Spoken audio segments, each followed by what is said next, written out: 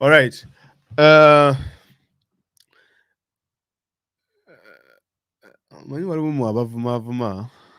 let me see people who are abusing here. I'm just going to be blocking people here. I don't want someone to kuleta wano kajanja. Okay, now this is what we are going to do. Okay, I don't know if my sound is now fine. Is my sound okay now? Uh, can we? I don't know if you guys can hear me. So let me see people who are abusing here. Okay. I'm just going to be blocking. Sound query. That's good. Okay, guys. Now, this is going to be something very, very simple. And this is why Fenato Etaga, if you have a Twitter handle or a Facebook handle, Twitter or Facebook, we are going to do a very simple exercise for the next 1 or 2 hours. So now this is what we are going to do. Number one, we have not yet confirmed because what we know is nti muganda waffe bamukutte, right? Nti ali mu kkomera somewhere. That's what we know so far. But tetunaba confirming nti oba ddala bagenda muteeka ku munyonyi bamudeporting. According to this guy, Okero, I think, akola mu government ya Museveni, he's saying nti Mr. Lumbuye bagenda mu deporting olunaku olw'enkya. That is according to him. N'abantu abalala 15. Now, for me, I'm very aware. If you look into Turkish politics and what is going on, there is so many moving pieces here and there is going in place, and I will explain that later while we are doing this. Okay. Now, if really these people have this person in custody, ngawe bagamba, and they are looking to deport him, ngawe bagamba, oba ngawe bagenda okumudeporting encha, because that is their narrative, right? For me, I'm not going to go on that particular narrative. Whatever happens tomorrow happens. But what can we do today? That is why I'm here. So what we can do is perhaps let us try and visit the Turkish president, his Twitter handle, because that's what we know how to do best as social media. Tugende ku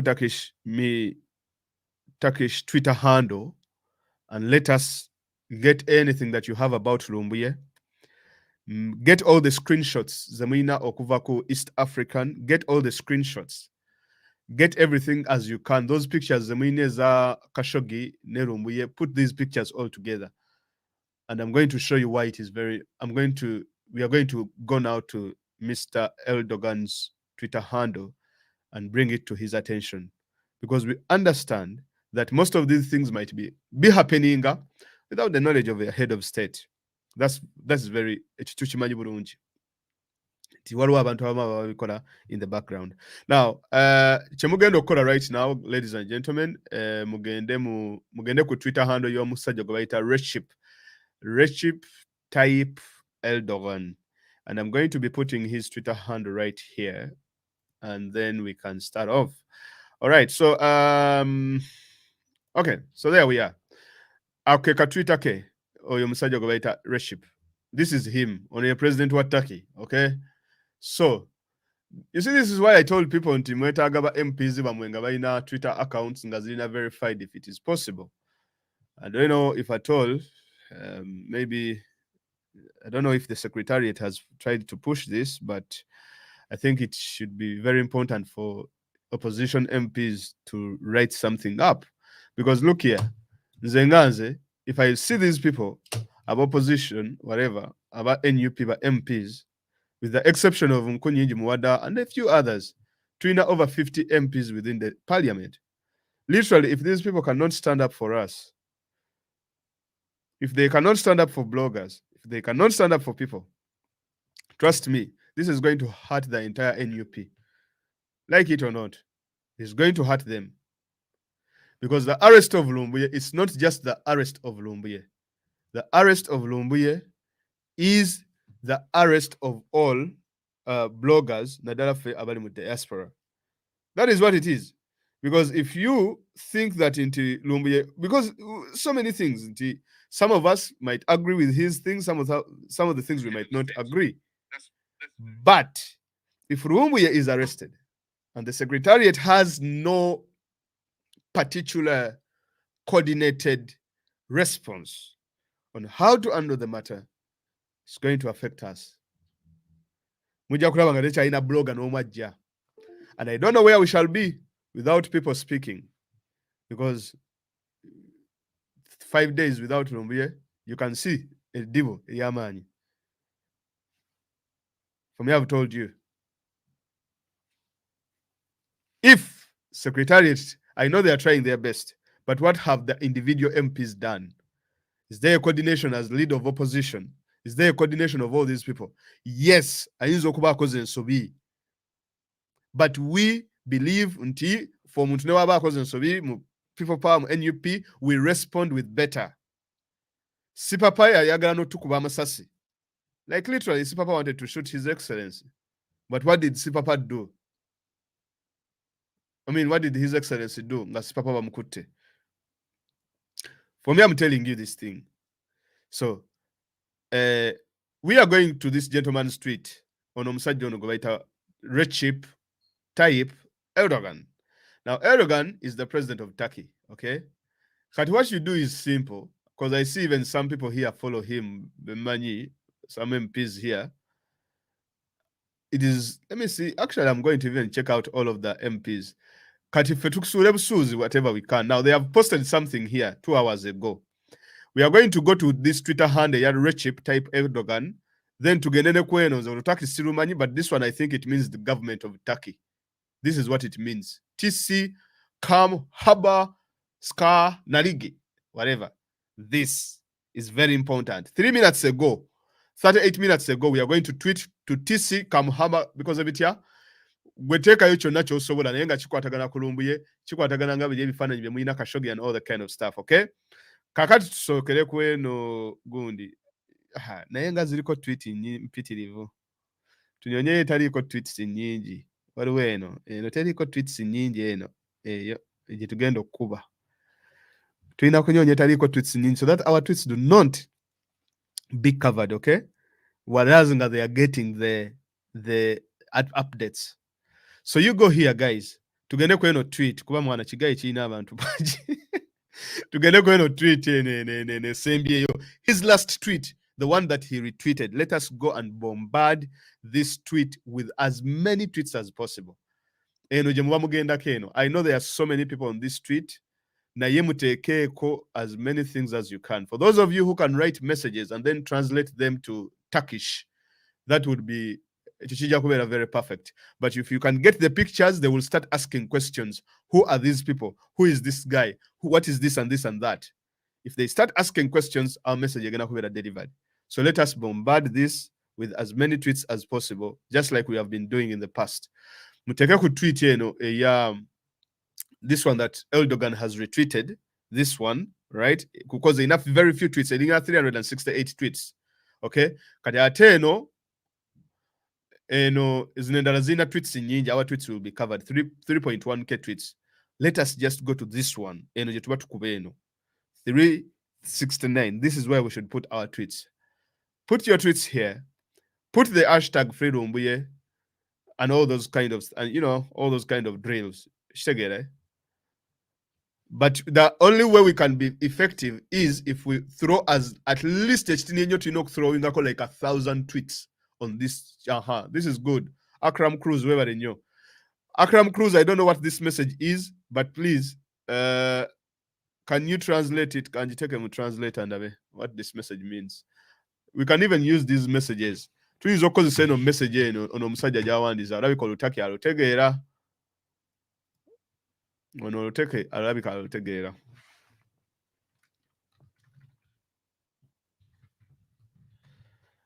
Mugende mukiteeke ku gundi yoyo musajja oyo Recep oyo Mutaki oyo. Put as many messages as you can. You can even copy some messages and throw them there. So let me just look for the Turkish. And let me tell you, kubanza kati nze nkirabye ba MP bajja kwerwanako bokka, and even us bloggers, we should just fight for ourselves. Please, President of Turkey, we request you release Lumbuye from Uganda. This man has been kidnapped by unknown persons in your peaceful country. This man is fighting for the freedom and rights of Muslims in Uganda. Please save this man's life. You can copy this. Okay, you can copy this message as well. Message copy. You just throw it there. Throw as many messages as you can. Because if this guy is kakati wabanga, I know whatever they are saying, but let us not put anything to chance, okay? So you guys, you can tweet as many times as you can. Reply to this tweet, then afterwards to get notice whatever this thing, notice, I think etegeza etegeza state house over over government those. Oh, Turkish presidency. Hey, okay, guys. Actually, mukole wemuti. First stop. Mwabambuza link namwe mundeke. First stop. Tugende wano ku Turkish presidency because this means Turkish presidency, this one. Okay?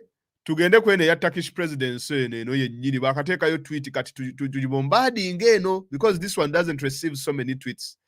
Let me give you the link. JB, can you help me and pin this link, please? There is the link. Now that's the link there, okay? That's the link. So tugende kwene ya Turkish presidency, this one.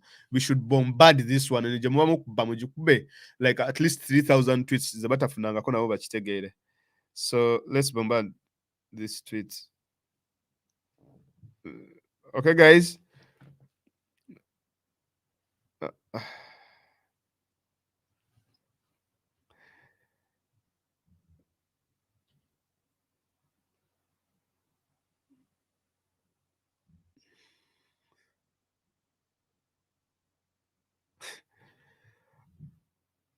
Guys, okay.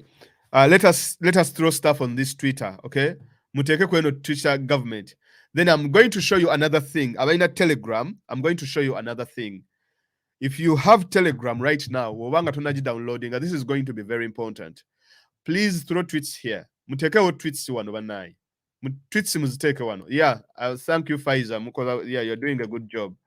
Please throw as many tweets as possible wano. Muteka tweets wano. Yes, muziteke wao. Yep. Yes. Aha, this is good. All right. Yeah. Julius, that is good. Tweet nunje. This is a good tweet.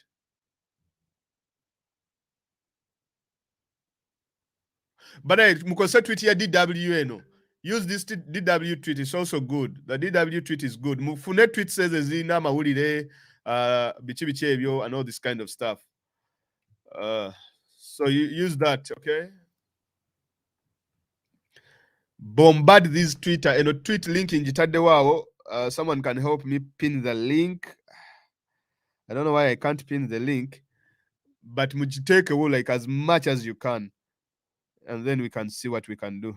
Kubanga banaye kambabuli efa ba social media teri agenda tulwanirira okuleka social media inakulwanirira social media jinayo, because that's what I've realized now. If you don't fight for our own, it's gonna be hard, ladies and gentlemen. So now I'm trying to pin that link. Please let us go to this Twitter hand baliwandika mulutake to come whatever those stuff. I don't even mind the biogens. So let us throw as much stuff as we can over there. Or later Dennis has put this is it. There is the link, guys. Link in Jitadewo. Kakati abaina Telegram. If you have Telegram, now this is what you're going to do. As we want to know, you are 700 people online, but only 73 tweets. Onogai okufuna update on a particular tweet, yeah, it needs like less than 2,000 tweets. This guy okubela alerted. I don't know what they are talking about here. Now let me see what they are talking about anyway. To really get the attention of this guy, we need like 1,000 tweets over here. But Ndaba Pesje to Tambulirako is not as good. 79 tweets only. It's not good enough. It's not good enough. So okay, 84 tweets. Okay, not bad. 86. Let me see what he's talking about. Our fierce struggle to protect the green homeland will continue. Okay.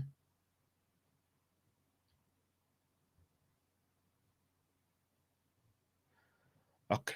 Ebinkwatako bye bino. Guys, please let us throw as many tweets as possible on this tweet. Mutekeko tweets ono gayo okulaba. You see the likes zaina. Ainako likes 10,000. We need to throw as many tweets as possible. Now, the other thing is this.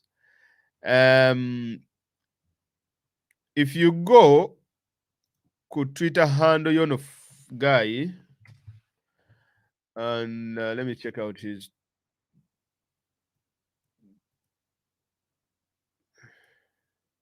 Oh, I don't even know what is taking place in the world. Surely, ha. Kakati. Mulaba, you see, Mulaba, he has just tweeted something 5 minutes ago. Mulaba tweet says Ziriko, Bibiri. Bibiri Ziriko to get the attention of this lad. Wetagat, like, oh, you know, I know I've come very good. In Ayamuli you are 700 guys, right? Literal guys, you are 700. Okay. Let me first block some people here.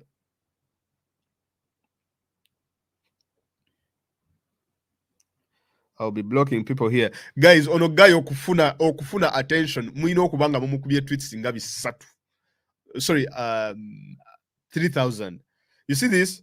245 only in just 5 minutes. Zezo tweets is afuna. So, wano tuli kumumeka. Okay, tuli mu 10. Wano bali mu 257. Look at the likes, 2.6k just in 6 minutes. 2.6k likes. Look at Twitter Fejedu now, 1,000. Yeah, 100. We pick up. Now, the other thing is this. I want to batulemye tugenda kola wetut.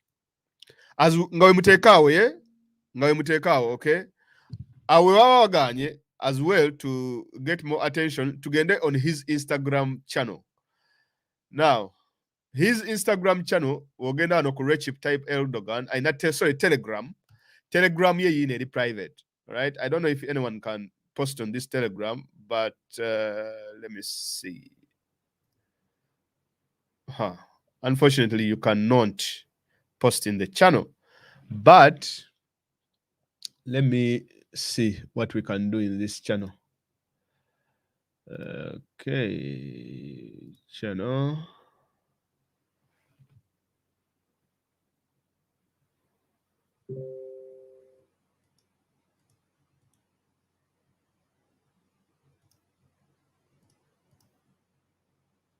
Okay, he has a Telegram channel. Now just bateka butese updates, and no one else can post in this channel. But I don't know if I can get his number there. Guys, so I'm looking through his Telegram here, and I'm just looking to see what I can get out of it, either a contact or something, and we can work from there.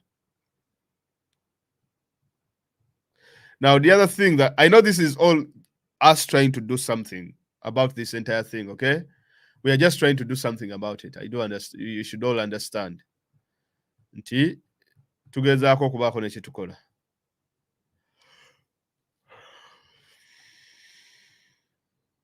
Because if they deport Lumbuye, omukulu ono ajja kutubuulira. We are going to activating a plan B. Okay, guys, I'm still looking for Erodgan, whatever, Recep. I'm still looking for where to. But then on Telegram here and let us try to preview. So this is his Telegram, okay? But ku Telegram ye ngaye mulaba ebintu byateekayo bye eno side, okay? Instagram, Facebook. He also has a Facebook channel, right? But Facebook ye katulabe what we can get out of it. This is his YouTube channel. banaye muteeke wano temufollowinga bino byenkola wabula mugoberere bino, mugoberere wano wetuli ku tweets. Naye mwe bagaye tweets mulinako just 2 zokka. Really? Okay. Tweets bina, yeah. We need 1,000 tweets to create attention. Mulaba retweets. Retweets ziri 2,000. So that's the president, whatever, of Turkey. And a channel here. So I'm trying to look for more stuff here. And Instagram. I don't know if you should go on his Instagram as well. But let us see what his Facebook is all about. Now, Facebook here we want to be very as active as Twitter. We can as well go onto his Facebook. So throw as much as you can. Now this is his Facebook page, okay, and 9 million followers. Okay, send a message. RTE. All right, so 169 comments in what 8 minutes.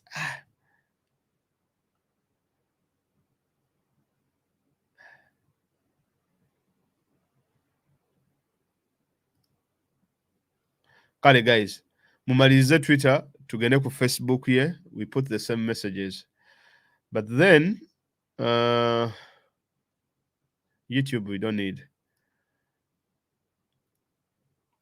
493. Okay, Muliko 700 people, but there are less tweets.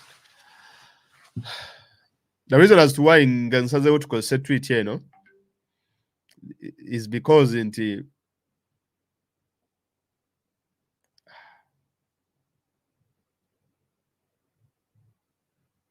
the one somebody by deleting mwe.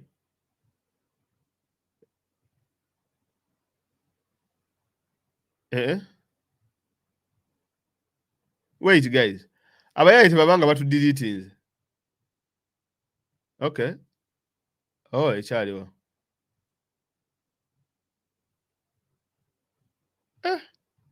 Tweet by deleting.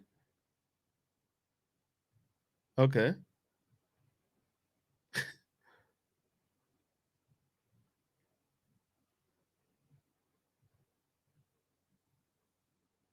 Yes guys, please throw as many tweets as possible. Okay, 500, yeah, that's good, but we are still lagging behind. Yeah, throw as many tweets. We'll tweet Joe Sangam because send a Twitter hand in yeah, government of Turkey. This one, TC, Tegeza president of Turkey. This one is a wee bit less active than his original Twitter handle, because his original Twitter handle would because it's a very like your messages will be blocked like temuja zirabako. But let me also look on his website here and above twinake tuyinza okufunako tulabe.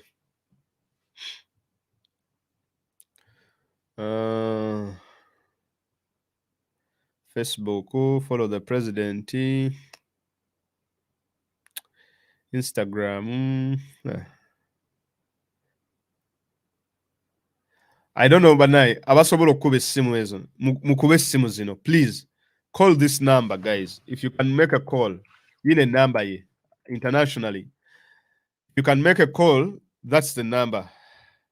Fax, telephone, make that phone call. Where's my phone? Make you call this number if you can call.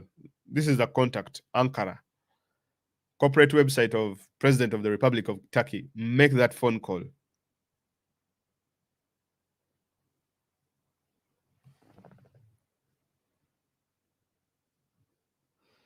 Ndeko mala okublocking wano ku bantu. Ngasobola blocking.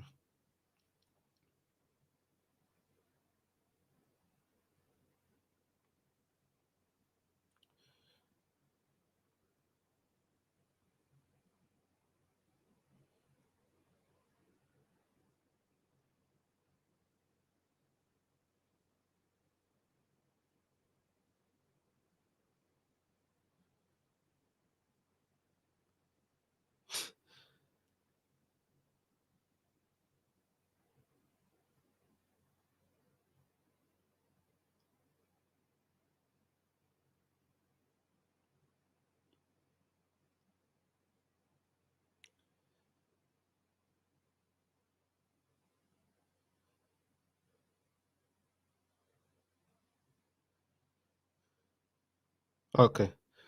Gye mbadde nnyonya ono omusiru anvuma. If anyone speaks anything stupid here, nze ngenda ku blocking. I don't have time. Kyekyani kino bamuyita Henry Kajubi. Just block. Wait, oh, how do I block this donkey here? It's called this donkey called Henry Kajubi. How do you block?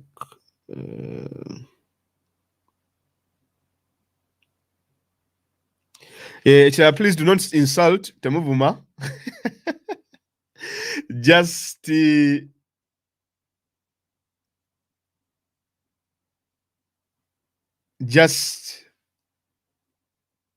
tweet because and the other issue is if you can make a phone call, if you can call this number, that would be very helpful. Singa fenna tujikuba nefuuka busy kijja kutuyamba. Secondly, buying email. Now these are things you can do. Like these are things you can do, everyone. There is an email, I think. Email eyo tuyinza ogifloodinga with messages. The same message, okay? And let me see. This is the yeah. I don't know if he has an email address. Okay, contact. I think you can post. President Omanyamata ina email address. All right, so e-government gateway. Bana tweetinga wano tuli kweno tweet eno. This one. Throw as many tweets as possible here. 500 tweets so far. I've put the link over there, so just throw as many tweets.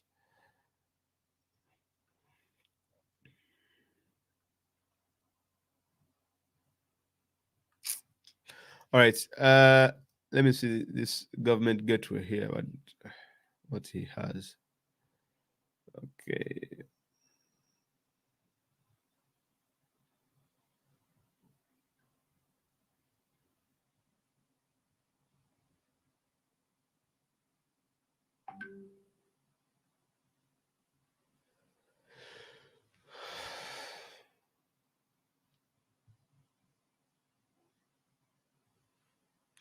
I think those are other issues.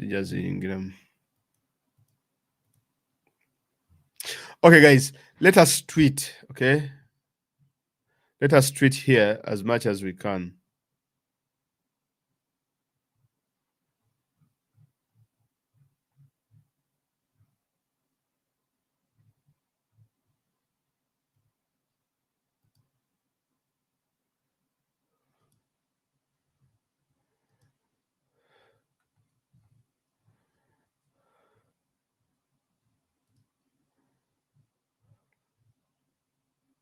All right, that's good. Mutekeko tweets as many as possible. Yep. Mugende ku Twitter yono guy Erodgan. Mutekeko tweets. Katika ndabe immigration Turkey. Immigration erabika eri fish. Katulabe IGP we Turkey yani. Police. Police Turkey. Nyonye akulira police Turkey. Nga we muteke wa Erodgan katugendeko wana ewakulira police Turkey nayo tulabe. Oh, Turkey Interpol, okay. No. Tajja kukola.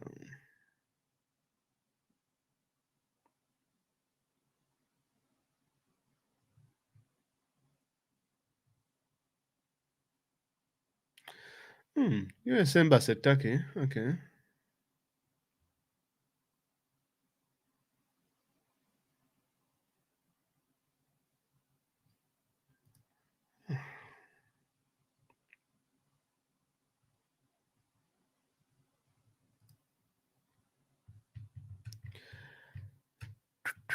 I pinned the link. That's where you tweet, guys.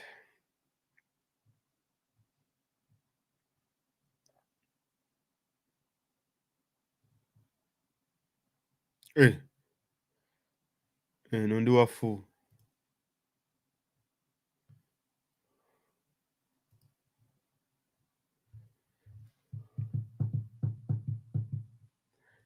Okay.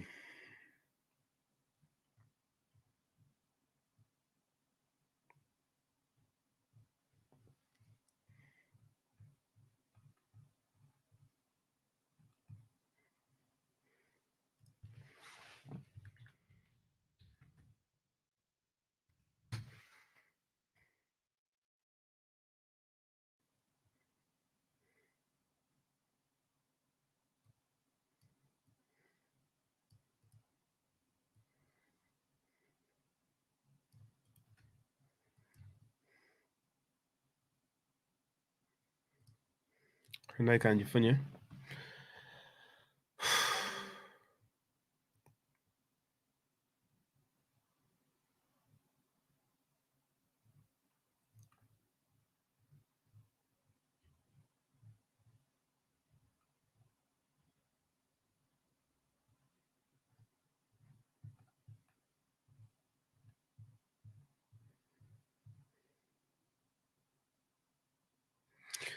Okay. Let me ngonyonya IGP whatever. Wait, okay. The other thing is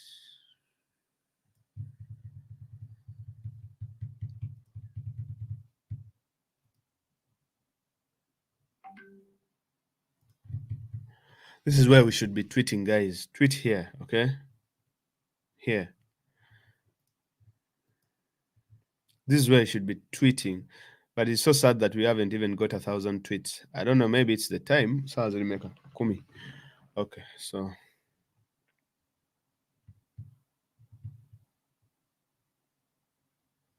that's the president. Okay. Ngawe mutweetinga as you get 1,000 tweets. Let me show you this gentleman here. Ngana balaga ekiriwo kati.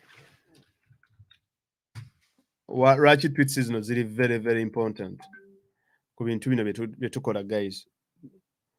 Mulaba omusajja ono gwe bayita Fethullah Gulen. That gentleman there. Oyo gwe bayita Gulen oyo.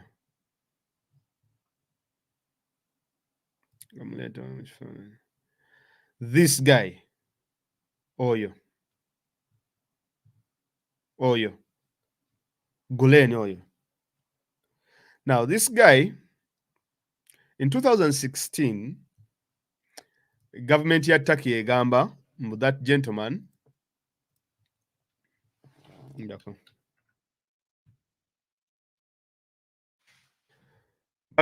this gentleman called Fethullah Gulen nti yali agezaako okusuula government mu Turkey mu 2016.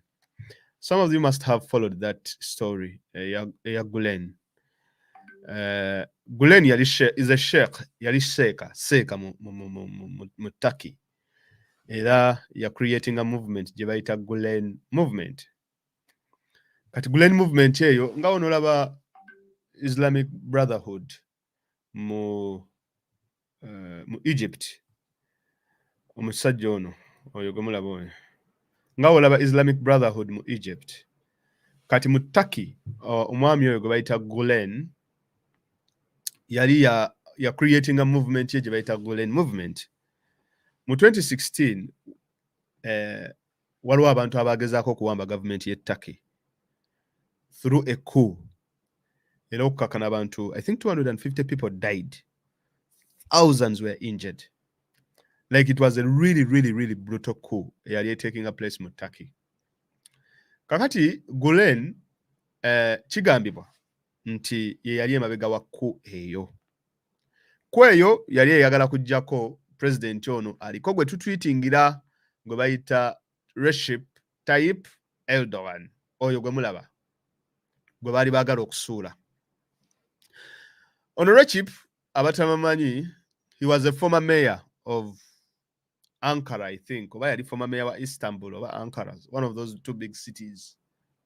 Naye ng'ono Gulen ono yali asingi, like nga ono owulira nti deep state, oyo Gulen oyo y'omu ku bantu abalina amaanyi mu Turkey. In fact, nga kigambibwa nti Gulen, he was the third state mu nsi ya Turkey. Nga asooka ye president, you know, ne kuddako amagye, the army, then ne wabaayo the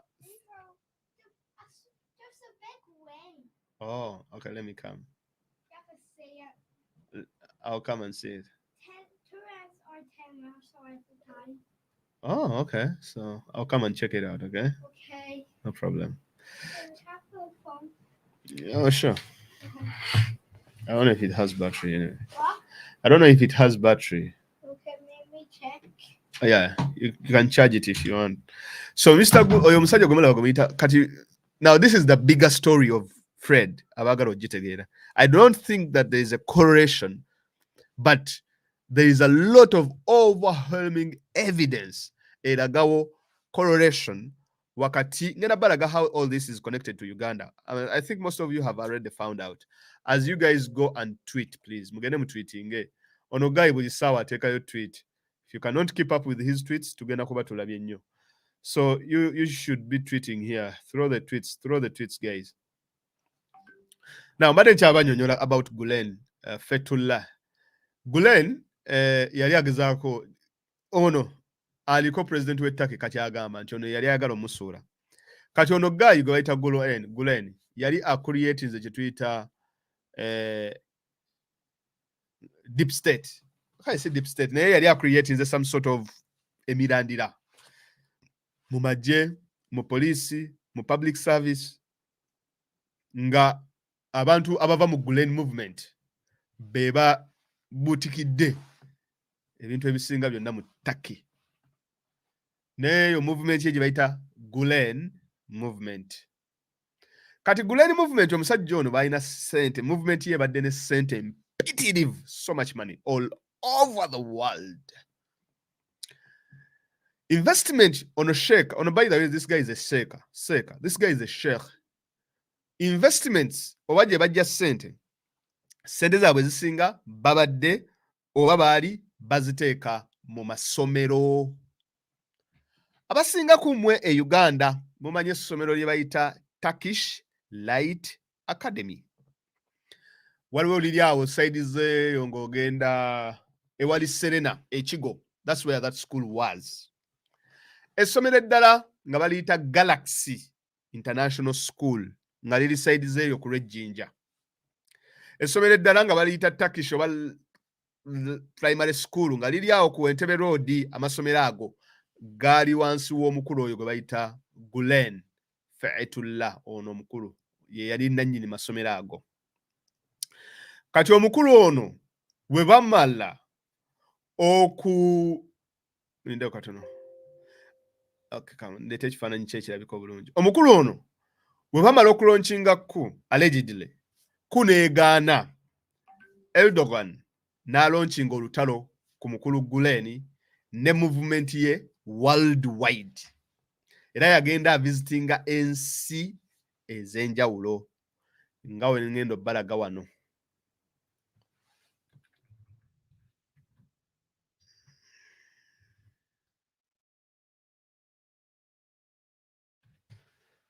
I remember very well I applied, by the way, to teach at Turkish Light Academy. Yali somero lya bay.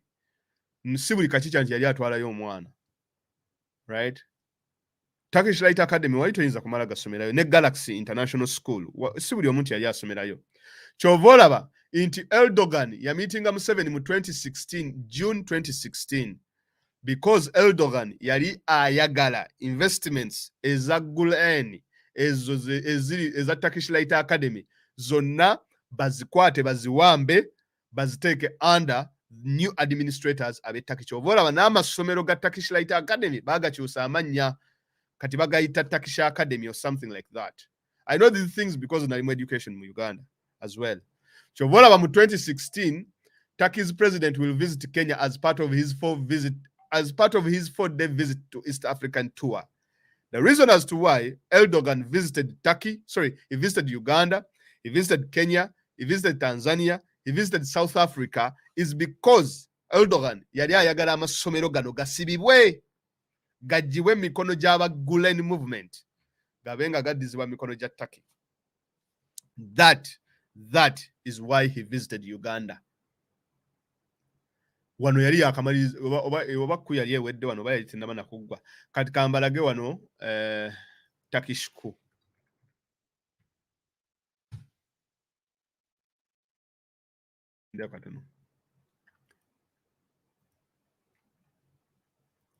You remember that coup in 26? I think I'm going to following the coup that took place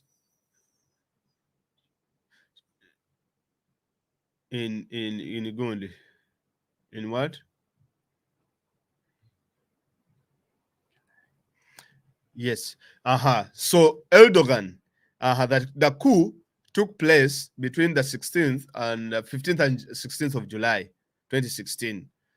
But at the point when the coup was taking place, already waliwo of course waliwo signals ezaziraga nti these two people, Mr. Guleni ono gwe mulaba alwano, Mr. Guleni alwaye oli omukadde seeka waffe seeka wammwe oyo Guleni oyo kati bino ebintu by the way ebintu bino teyinza byogerako ettaki. If you ever mention these things bayinza n'okukwata ne bakusiba, like you literally go to prison if you mention anything to deal with this Turkish coup. Erodgan are very brutal about it. He's very, very brutal, literally. If you talk about anything related to Gulen, you can easily be wow. Erodgan visited East Africa for his 4-day tour. This was in June 2016. A month later, a coup happened in Turkey. This is because Erodgan was visiting several countries, telling them to shut down these schools. Eranga ayagala. All right, I'm coming, okay? Era nga ayagala kukola ki? Nga ayagala kukolagana ne bano ba Museveni bannakyemalira, because ne Museveni wano oba yali yakava mu kalulu ndowooza amaze okuba abantu emiggo. So Gulen, this gentleman oyo Fethullah Gulen oyo n'akola ki? N'agezaako okuwamba government. Now wagezaako okuwamba government ne bigaana, they made sure that they closed every avenue mwe baali bajja ssente. Investments za Gulen ezisinga zaali mu masomero. Kyova olaba abatake baali bangi nnyo between 2010 2016. Abatake baali bangi nnyo who were investing in Uganda. Mwe muli n'oli omukulu gwe bayita owasisimuka Uganda. Mwe yaferera abatake. There were so many Turkish people who were setting up businesses all over the globe because of omukulu oyo gwe bayita Gulen and his Gulen movement. Kuba Gulen movement had attracted so many business people, so many intellectuals, abantu bonna bonna ab'amaanyi. Olw'ensonga nti yalina roots ze ez'okuba nti yali cleric, yali mu seeka. So people were following him so much with the Gulen movement. Kati Gulen movement eyo we yagezaako okusuula obukulembeze according to Recep, nti yali agezaako musuula. Recep went to each and every African country omuli investments z'abatake. Omwali Uganda, Kenya, Tanzania, South Africa, Sudan. Then n'endala ezaali Brazil and all these other parts of the world. N'agasaba abakulembeze abaaliyo ebiseera ebyo, they should do number one, okushiftinga investments ezo baziteeke mu under the Turkish government, oba okukwata investments ezo bazikyuse administration. Kati one of those investments is Turkish kambalage essomero eyo Light Academy. Olaba essomero eyo lye bayita Turkish Light Academy now, you will not see it. The other one is called, I know these schools because I applied to teach there ne bannima. Galaxy International. Naye kati oba n'okugagwagwa. Amasomero amalala bayita Galaxy International School, Uganda. Bamu kumwe muyinza n'okuba nga mwasomesezaayo abaana bammwe. Libalage wana. Eri essomero baali bayita GISU. GISU. Kati olaba eno Turkish Light Academy. In 2016 essomero lino baali baliyita Turkish Light Academy. Okitegeera. Kati baliyita Light Academy. Olaba, this is 2016. Bali baliyita Turkish Light Academy Secondary School. Kati baliyita Light Academy Nursery and Primary School. Do you know why? It is because of that coup that happened. Chovolaba kati baliyita Secondary Light Academy. Ogalaba bagayita kati eryali Turkish Light Academy, but of course Google yasigalizaayo. Oliraba lyeryo. That's the school. Naye kati n'okukyuka lyonna lyakyuka after everything was changed. Ne baliteeka under new administration because omusajja oyo gwe bayita Recep yali ayagala okusuula gundi. In fact ndowooza n'abatakishi bano tubasindikira Turkish Light Academy eno twandigiweerezaayo naye oba ku tweets. Tuyinza ogisindikayo ku tweets naye ne tulaba. Njagala kulaba baani abalirwaninga kati.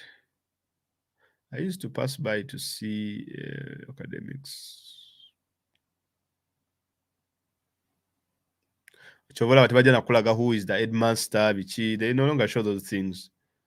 Olw'ensonga nti the school was laba abasomesa bonna babakyusa. The school was foiled in a coup. Kati baliyita Light Academy. Eryali Turkish Light Academy. Essomero eddala lye lino lye bayita Galaxy International School. Lino nayo lyali ly'Abatake. Nga liri wansi w'oyo omusajja oyo gwe bayita Gulen. Erino essomero lino. Naye gonna baagamuggyako because this one didn't have the word Turkish Light Academy. Kati gonna baagamuggyako ne bagateeka under the Turkish. Naye ng'omusajja oyo Gulen, this is where he was making money. Kakati, there are so many other investments. If you look up, ezaali wansi wa Gulen investments Uganda. Oba oyinza oziyita FETO investments Uganda. Actually, Gulen kati abeera mu America, I think in South Carolina or North Carolina, somewhere there. Abeera mu America. He has been in America for the past 20 years. Naye omusajja yali censored the government. Like he had people in every sector of the government mu Turkey. Kakati FETO assets. Okay.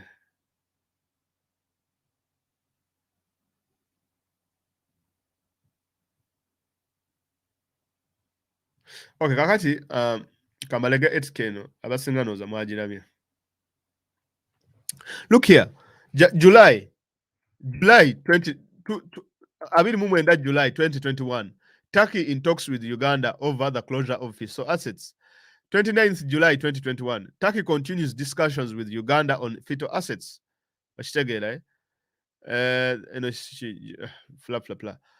Now this shows unity. Turkey ebadde etadde Uganda kazito olwa FETO assets season ez'oyo omusajja oyo Gulen eyagezaako okuwamba government. So now let us go through these articles and see what they say. Zigamba zitya.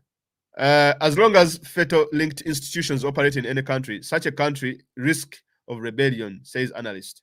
Shortly after the first ever presidential visit from Turkey to Uganda in 2016, while Turkish President Recep Tayyip Erdogan was preparing to host his Ugandan counterpart in Ankara, the Republic of Turkey experienced one of the most shocking events in recent history.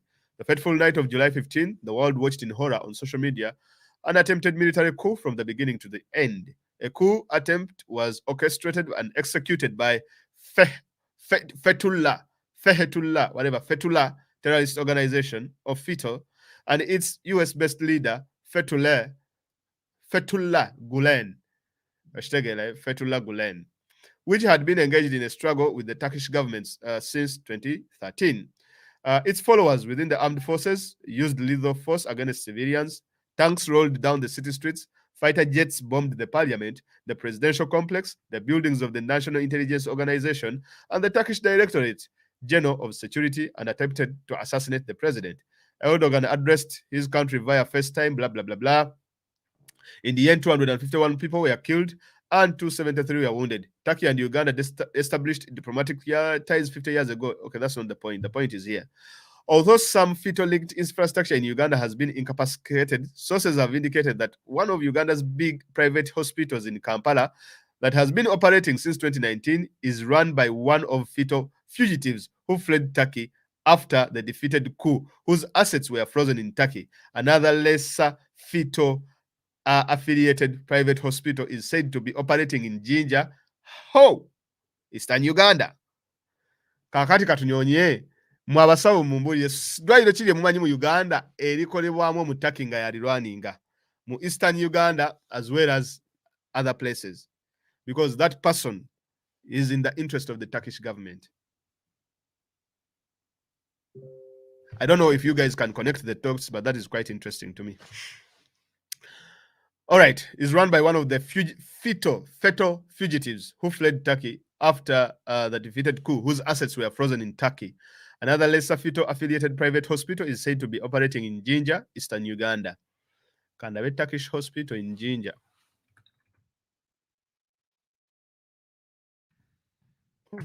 Erodgan tasaaga. Hey, gagano. Baliyita batya bannaye. Nile International Hospital. Walukuba. Erodgan muzibu. 2015, Nile International Hospital, a new private facility based in Jinja, has lined up a team of Turkish doctors to treat residents for free this month. Under their umbrella Humanitarian Development Agency, the doctors will offer free cataract surgeries, treatment, and screening of patients. About 1 million people are blind due to cataracts in Uganda. Speaking to the Observer last week, Nile Hospital's medical director, Dr. Nekdet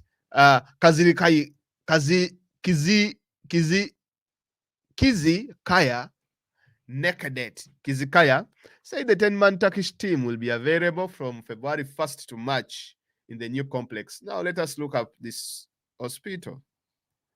Okay. Ono musawo mumunyonya ayinza okuba bamutaddeko etokota naye. Ono musawo Dr. Naik, the director on man, so much stuff. Ebintu bino baba si byangu. What do you want? You okay? Yeah, but you go back to Mr. Win. Yeah, it's gonna come back. I'll be there shortly. Well, you have to say the big drop. All right, you call me when they're here, okay? Okay. Now this is the website down. Nile Hospital. Okay. Now what do we see here? Oh, did you give me a Facebook to have it? Man. So Dr. Yogovaita Neka. No. I think this is the doctor. I don't know if it's him. Now it looks like Erodgan ono guy amwagala munyonya. Dr. Nekdet Kizirikaya. Katika tumutekeko nerinnya Gulen. Tulabe. Gulen Fetula. Tulaboba Dr. Nekdet has ever met Mr. Gulen. So if Dr. Nekdet has ever met Mr. Gulen, then it means I don't know if I don't know if you guys are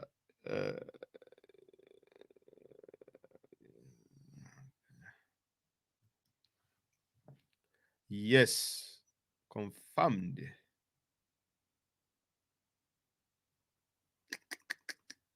So this is the hospital. Now let us go back to our Gundi. It says here, Erodgan. Who is this person writing this article? Onogai Vamita Hamza Cheyune. Interesting.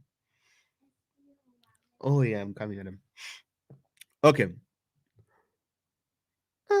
Okay, let's see. All right. It's run by a fugitive in Turkey, and another less affiliated private hospital is said to be operating in Jinja, eastern Uganda. There are concerns that the Ugandan government is not moving fast enough to raise a red flag on all FETO activities in the country. Kasim Idi Balonde, the director of social humanitarian aid delivery, told Anadolu agency that given the health and education challenges across Uganda, it is less likely that the government will move swiftly to close its doors on infrastructures that are trying to close the gap. Nearly half of the enrollment in schools is in the private sector. Why would you do such? What will you do with such a number if you close the schools? It is such demands that provide fertile ground for strategic investments like FETO did in areas of education and health. Uganda's Deputy Prime Minister, Rukia Nakadama, recently said the government does not support FETO and any other terrorist organizations that destabilize Turkey. Adam Sebiala, political analyst, told as long as FETO institutions operate in Uganda or any other country and indoctrinate children into a label ideology, such a country will be at the risk of rebellion. Tashika ambassador to Uganda, Karim, acknowledged that some FETO elements exist in Uganda, offering sham services in education and health, but disregards that the Ugandan government is moving slow to act upon them, saying it is a lengthy process that takes time. All right. Kalim said members of board Turkish Maruf Foundation visited Uganda and held talks with the government on the transfer of FETO assets. Marif Foundation is a Turkish agency, blah, blah, blah, to replace FETO-linked schools abroad in the wake of the 2016 defeated coup. He has since opened representative offices in 52 organizations, blah, blah, blah, blah. Okay, now,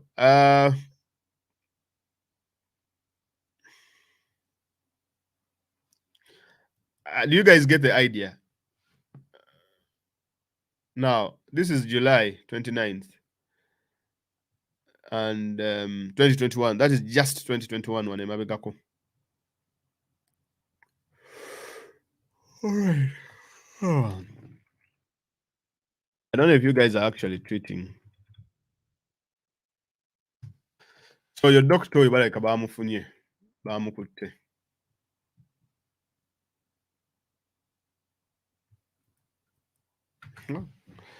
Akati kirabika n'abakutte Mr. Lumbuye bayinza okuba nga bakozi bagundi baguleni. You never know. Bakozi baguleni nga be bawambye Lumbuye nga baagala mu negotiating isa ne Museveni.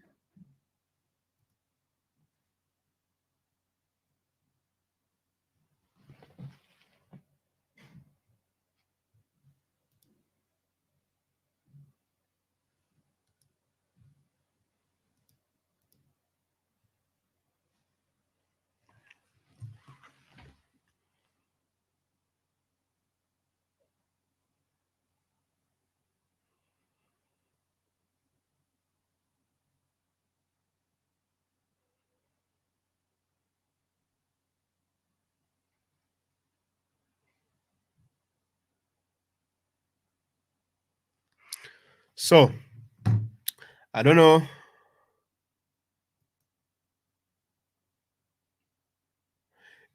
Guys, simanyi oba mubadde mutweetinga or you guys are doing something about this whole thing. But, all right, just a minute. Ngenda baleetera kati njagala mukube ku masimu. Mumbuulire what you think. Saa ziri mmeka, okay. Kati mukube ku masimu if you can call. So, I don't know. 3K. Oh, ba mbadde sinatunulayo bannaye. Anti obedda ndi eri ndobye. Nga mukulu Masaba bwebale nnyo omulimu. Okay. Tuli mu 3K. Kati awo munzizizaamu amaanyi kati tulonkinge tongere okudiiginga anti mbadde mbazizza mu mboozi. Kale awo munzizizaamu amaanyi omwa mukikubye 3K. 3K ziri wa gundi zo ngambye. Ziri zino muli mu lukaaga 1000 luluwanga sirulaba. Mubere serious nammwe. Ziri mu 1000 gundi.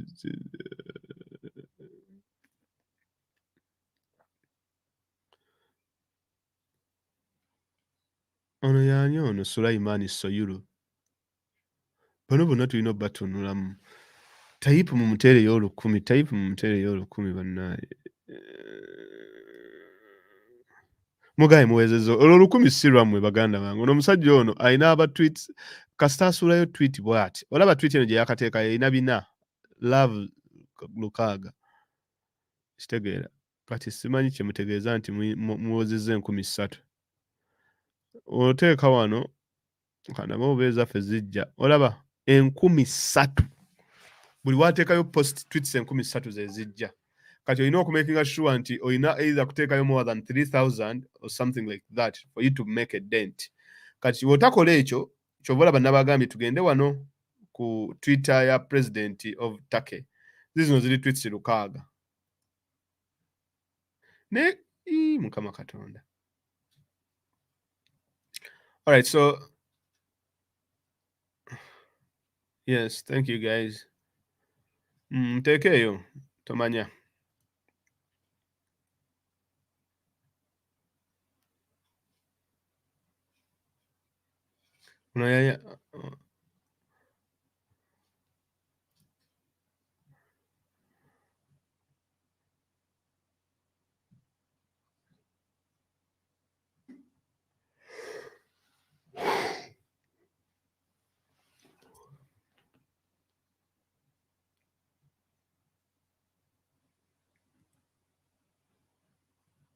Okay.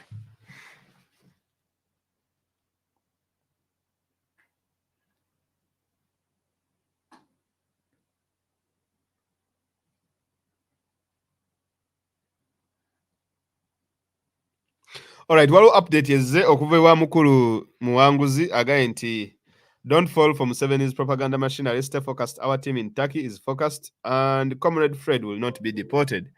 Now that's good news, and we welcome that news. Kyemuvamulaba kakati tulina okukola buli ekisoboka. I know we should have done all this stuff. Lumbuye is still in the hands of Turkish authorities. We are handling the matter legally. Kankubire ku mukulu gundi ono atubuulire ekiriwo. Pato, actually. Pato atubuulire. Let me call Pato. Kankubire Pato atubuulire ekiri ku ground, and then we see.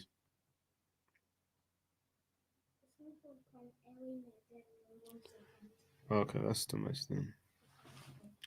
Kanabo bansobola ofuna mu Mr. Pato atubuulire ekiriwo. Naye nga zino tweets zezimala bannaye. Tweet lukaaga. Erodgan mu mulumbe, tumuteekeko as much as we can, guys.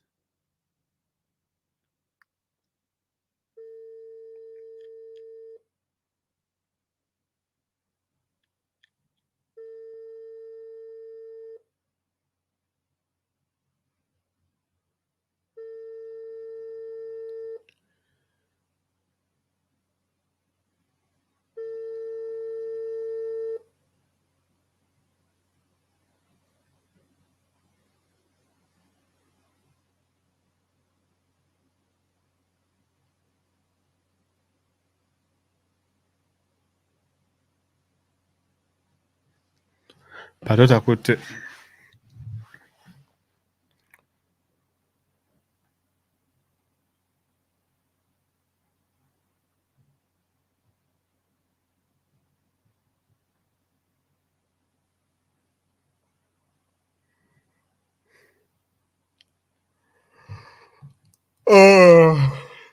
Turkish investments. Fe ogwaffe tugukole guys bannaye.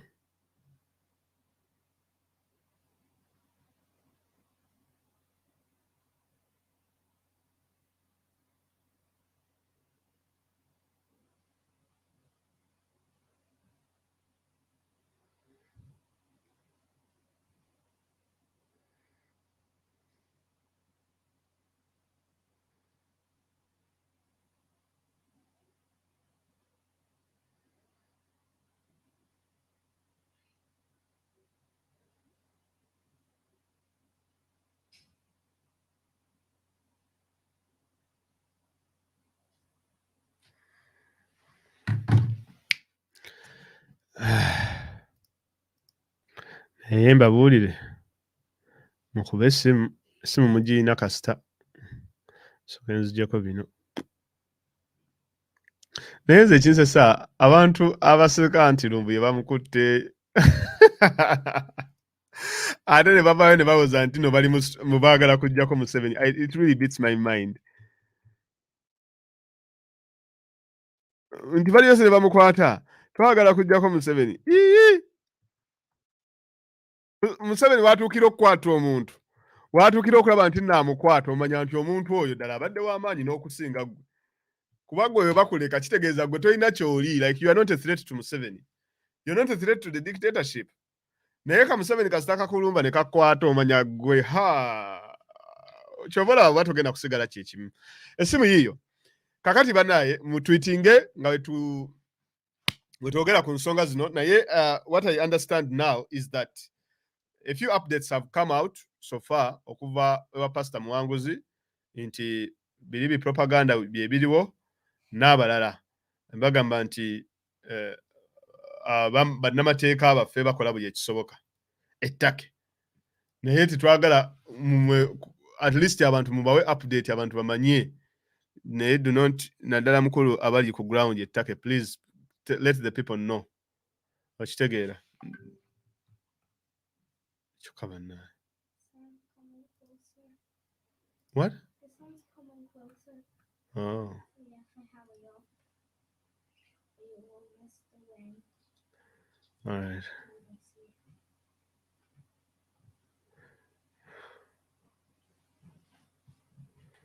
Okay.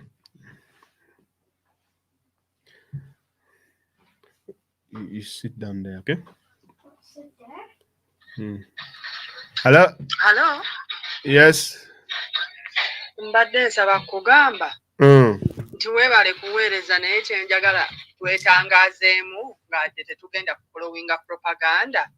I think this is the right time omuntu okubeera exposed with how the system works.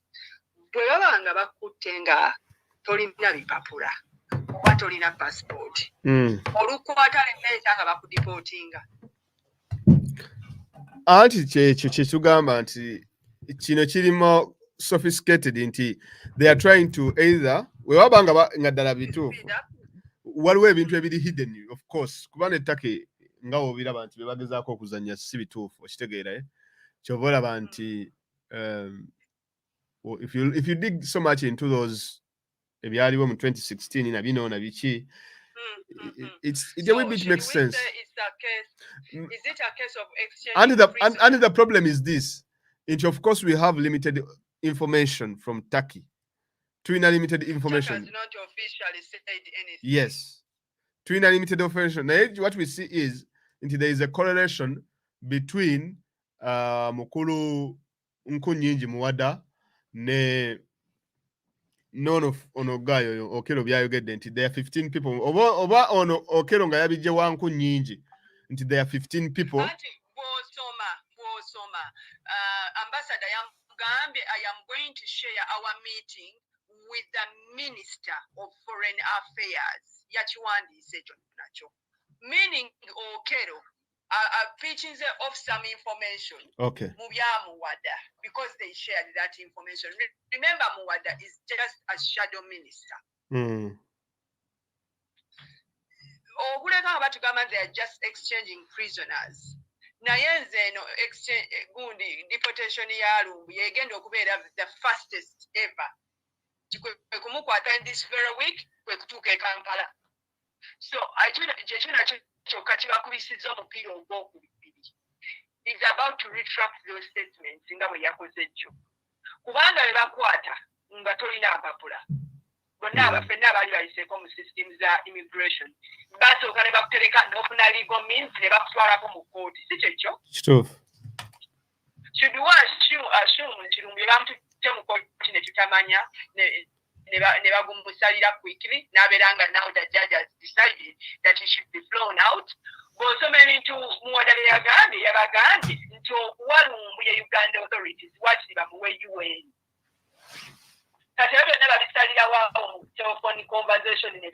Anti kakati ekyo kyoyogerako it is a normal situation. Awo oba oli mu normal. This is just my own understanding. Nti ekyo kyoyogerako oba oyogerera in a normal situation. Naye wano we tuli we are operating, of course, we are trying to operate normally in a very, very abnormal situation because the too many the reasons as to why Bali, like why they targeted Fred. Because even the other 15 people, it is just an excuse. We wabanga ddala baagala kumuleta obanga akyabalakidde abo bonna just babateeka ko nga kiguumaaza to justify his extradition, of which Turkey taina extradition treaty with Uganda. Era Turkey singa egezaako n'ensindika Lumbuye e Uganda ejja kuba emenya every international law in terms of human rights, in terms of refugees, buli kimu ejja kuba ekimenya. And Kankubiri, that's not going to look so good for them. Omulanga gwange kati gugenda eri bannayuganda bonna bw'obanga omanyi nti obadde mu struggle fenna. This is the right time to come together to bombarding buli tweet esobola we should put this pressure so that it's more felt. Kubanga nze tesinaba kukkiriza okusinziira bye nawulira luliba guno mulundi gwakubiri nga batugamba nti Lumbuye yali en route Uganda. Basooka ne batugamba n'atatuuka. So this is the second time. So if it's not true, we should increase the pressure. Otherwise, bagenda bitugamba nga ebabijjayo bimale bi happening. Kubanga we tumanya nti si bituufu nga tulapsinga. Ogwasooka Balamu yakyogera ng'akubidde gundi n'amugamba nti nga Lumbuye gwali ku en route kale katulaye kye munaakola. Now this man, the McDonald's man, tumumanyi ajja kudda retracting nga bwe yakoze jjo. So tuteekemu amaanyi tuve mu by'okuzanya, others we are going to be shocked. But still, it doesn't never Mr. Lumbuye ne wanaba awonye encha whatever anything if anything happens, I don't think he is safe in Turkey. Because if you look so much the relations between Museveni and Chile Turkey, it is absolutely a very unsafe environment to work in. And I think that's why whatever Dagamba handing it over to UN, I'm trying to the safety, because Turkey is no longer a safe haven for him. Kakati fenge ekibiina ki kyetuyinza okukola ekibiina nga kyo okay, I understand ekibiina kikozeewo naye kati bano ba MPs abalala 50 betuyina simanyi nyinza okuba nga judgment yange enfuba naye munansonyiwa naye nze ndaba ng'abantu amu abeeyisaayisaako ebbali in issue ya Lumbuye newankubadde ba NUP. Naye ate nze nkitunulira holistically nti naffe kitutwaliramu nti mayanja we bakkaba. Exactly. Kubanga kino ekintu bwe kitulemera ano online Lumbuye n'agenda oba ba MP baffe okuleka the kind of zakeda muwadaze abalaze interest. Ye Lumbuye ani Lubongo yani babayo boldly ne bagamba ekiba kibe. Yes. Omuntu yes. Abala sibategeera bali awo beebuzaabuza bwe bayita ku lusalosalo. Kwegamba kino balina okukibeeramu tubeere collectively. I'm sorry to bring this. Naye waliwo omuntu yaŋŋambye nti era oyo Lumbuye awonye n'abeera nga wa NUP senga abadde wa FDC yali badde ngono gwe baasibira Congo gundi bamuyita mugumya bamusibira Congo bamwerabira n'omwerabira teri yamulwanirira. We do not want such leaders. Yes, we understand balina before byabwe mu parliament naye webagaana okuba nti bayingidde mu kintu kya Lumbuye regardless his shortcomings kitegeeza naffe ffenna abaliwo tuli ku lwaffe. Kati awo tuba tukola tutya? What is the way forward? We need to push. Kubanga nze ndaba era buli ateekayo bano bonna abalala abateekayo musimanyi winning gold medal abantu babagamba Lumbuye. Yes, kubanga abantu abalwanira Lumbuye be banubiyaniri be bani ffenna collectively tulwane nga bwe twalwana nga president bamukutte. Wabanga Lumbuye abadde afuna abantu omutwalo where are those mutwalo ffenna tukke ku Twitter. I don't want to underestimate their effort. Naye tulina okwongeramu kati bwe kituuse. Kubanga either Uganda waliyo ekintu kye bakweka nti bwe tubanga abagenda okizuula nga bakomawo nga baleeta gundi news brief ya Lumbuye. Ekyo nakyo bwe ekirize nkiraba kubanga waliyo nze kyendaba there is 1, 2, 3 or 4 things. Tulina ekya Mailoland ekibadde kihappeninga all of a sudden kino kikisaanikidde. Ate teri bantu batambuza conversation nga bantu bali ku social media. Because if social media picks interest in a conversation, ebegenda going viral. Chobola bino byonna ebya award simanyi gold medal, people have no interest and they are not going viral at all. Okitegeera. Kati nekirakyoba omanya parliament yagenze mu recess for one week. Bwekomawo bagenda kutablinga land issue thing mu parliament. Kati kirabika batubbako time eno tuleme kulowooza kino ekyalandi bakitukubeko obukubi be pom kuba sitegeera abali ettaka bagamba Lumbuye akyali ttaka naye n'abali ettaka nze sibategeera naye ate balemeddeko nti ali bukubajja. There is something in the middle there kyebagezaako to distractinga kubanga leero Friday Monday bajje bateekewo ekintu kyabwe batukwata naaweya. There are so many cards to play. We need to be very careful. Naye ng'ekintu kya Lumbuye tetukyana kiyisaako maaso. Whereas n'ekyettaka, there is a game that is going on. We need to critically think. Kale. Byebyo byange. Waliwo ekinene nnyo kubanga Mr. Lumbuye social media yagikutte. Ate bayinza n'okubanga bakwataganye n'ebisajja ebyo bimukwatemu katono ndowooza tubeere ku ekyo for a week. Era still tulina okibeerako. Tulina okibeerako naye manya nti bayinza okuba nga bakikozesa nga diversion. Kyetugaana nti Lumbuye baamukwata. Naye buli abantu babanga abazikiramu nga bakomawo oyo omusajja ng'akomawo. He's not even ashamed giving a country wrong information. He's not. In his status, mutabani wa ex-president niyo baba naye ba president bano nabo abafuga Uganda baba inayo ku baana abatege. Sikyogera mbubi nti mutabani wa Tito Okero kwera nga nawe olaba muhozi naawe nti muhozi byayogera temu once you come to address a nation on issues of national importance with public interest, you ought to be very careful what you're uttering. You just can't keep lying people, retracting statements. Where is the credibility?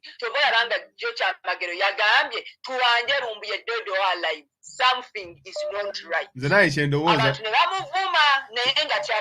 kyekyo kituufu ekyo ya ayinza n'okuba nti nga nze naye kyekyo kinatuuse gyo nenga nti naye tugamba nti oke waliwo n'abaamulabyeko waliwo omuntu eyamulabyeko maaso ku maaso ng'ayinza okukonfaminga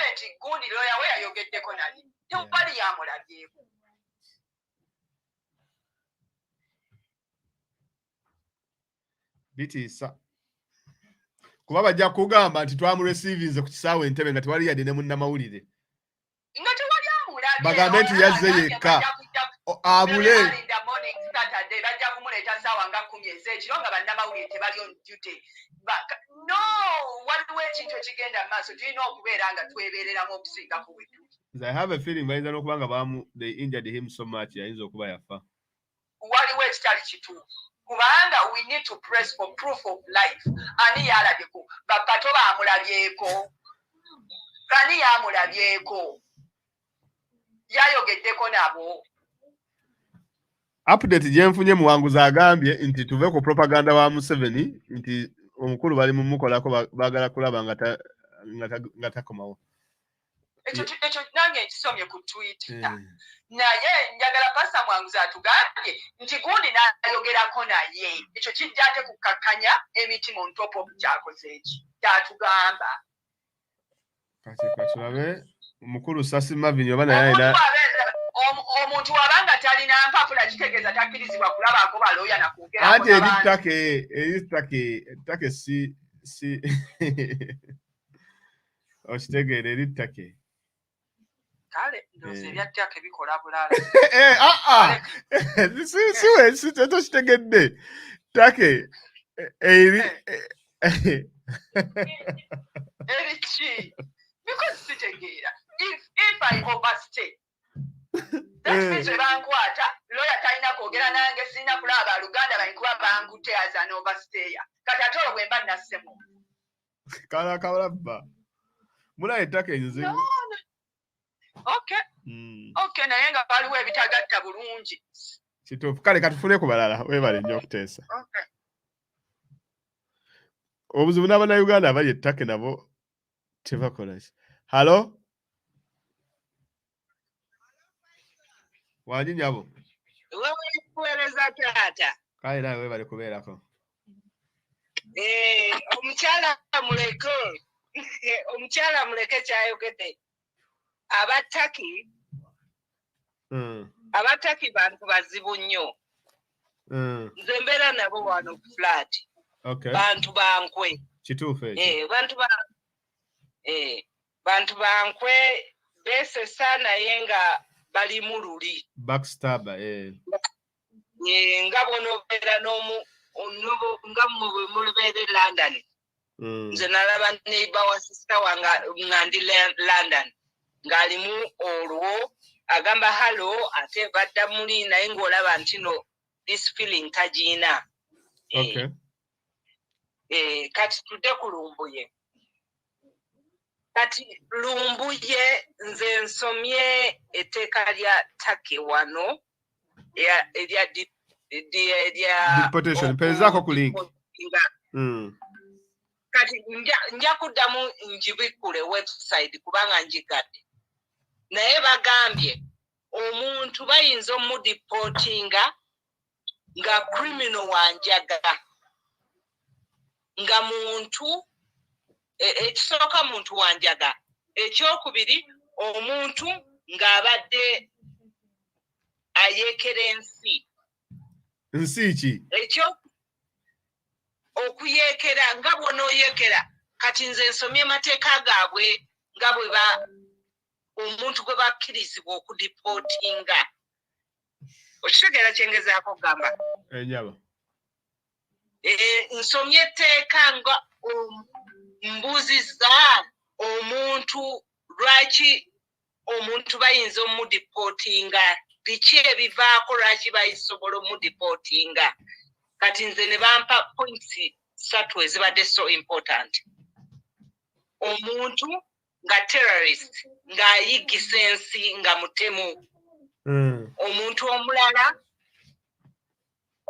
ng'oli muntu wajaga okitegeera kyengezaako okugamba okifuna nkitegeera naye oyinza bw'oba nga tokitegeera nnyo bulungi oli ku computer kati nkulaba you can google deportation to from Turkey what kati obuuza reasons eza deportation from Turkey bakuwa information yonna omuntu gwe ba deportatinga okitegeera kyengezaako gamba you can google in kati ne bampa reasons ezisinga obukulu naye ne bagamba omuntu gwe batasobola to deport the person they cannot deport is the person ntino visa eweddeko ekyo kyomu ekiri lwansonga abeera ne time bw'aba nga areplyingidde okufuna gye bayita ID n'agifuna enamba kati bamuwa time okugenda n'afuna passport ye bw'aba agifunye n'akomawo n'abagamba byonna nkoze eki bamuwa time ya myezi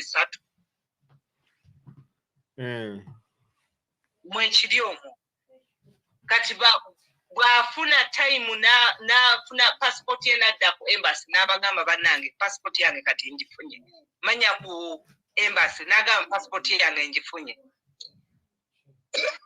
kati awo nga bagamba okay kati nga ba processing ebya passport nga bagamba kisindike oba tukuwa visa oba tetukuwa kati government ya Turkey esalawo kati awo bw'oba ofunye passport yo nga bagifunye kadi yaabwe nga bagisazaamu nga bagamba kati tukuwa kusigala oba ngaali mu bulabe oba kisinziira oba kuwera visa okitegeera kyengezaako okugamba kati nze kyensomyeko akatono ako kati kyenva ngamba nti no Lumbuye they cannot deport him because of ntino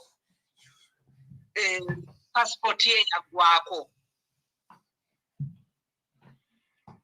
kyekyo nze kyensaako esiira era nkisomye ku maaso gange nkisomye mu Lugermany nkisomye nga baŋŋamba nti omuntu tasobola kudipotingibwa lwakubanga gundi yeeweddeko kati tugalaze Uganda government yakwatidde Lumbuye kiki tebamukwatidde bwe baba nga gundi ffe amateeka gatugamba kino omuntu tebayinza mudipotinga nga passport ye eweddeko kyetwagala okumanya kye bamukwatiddeko mukama wange webale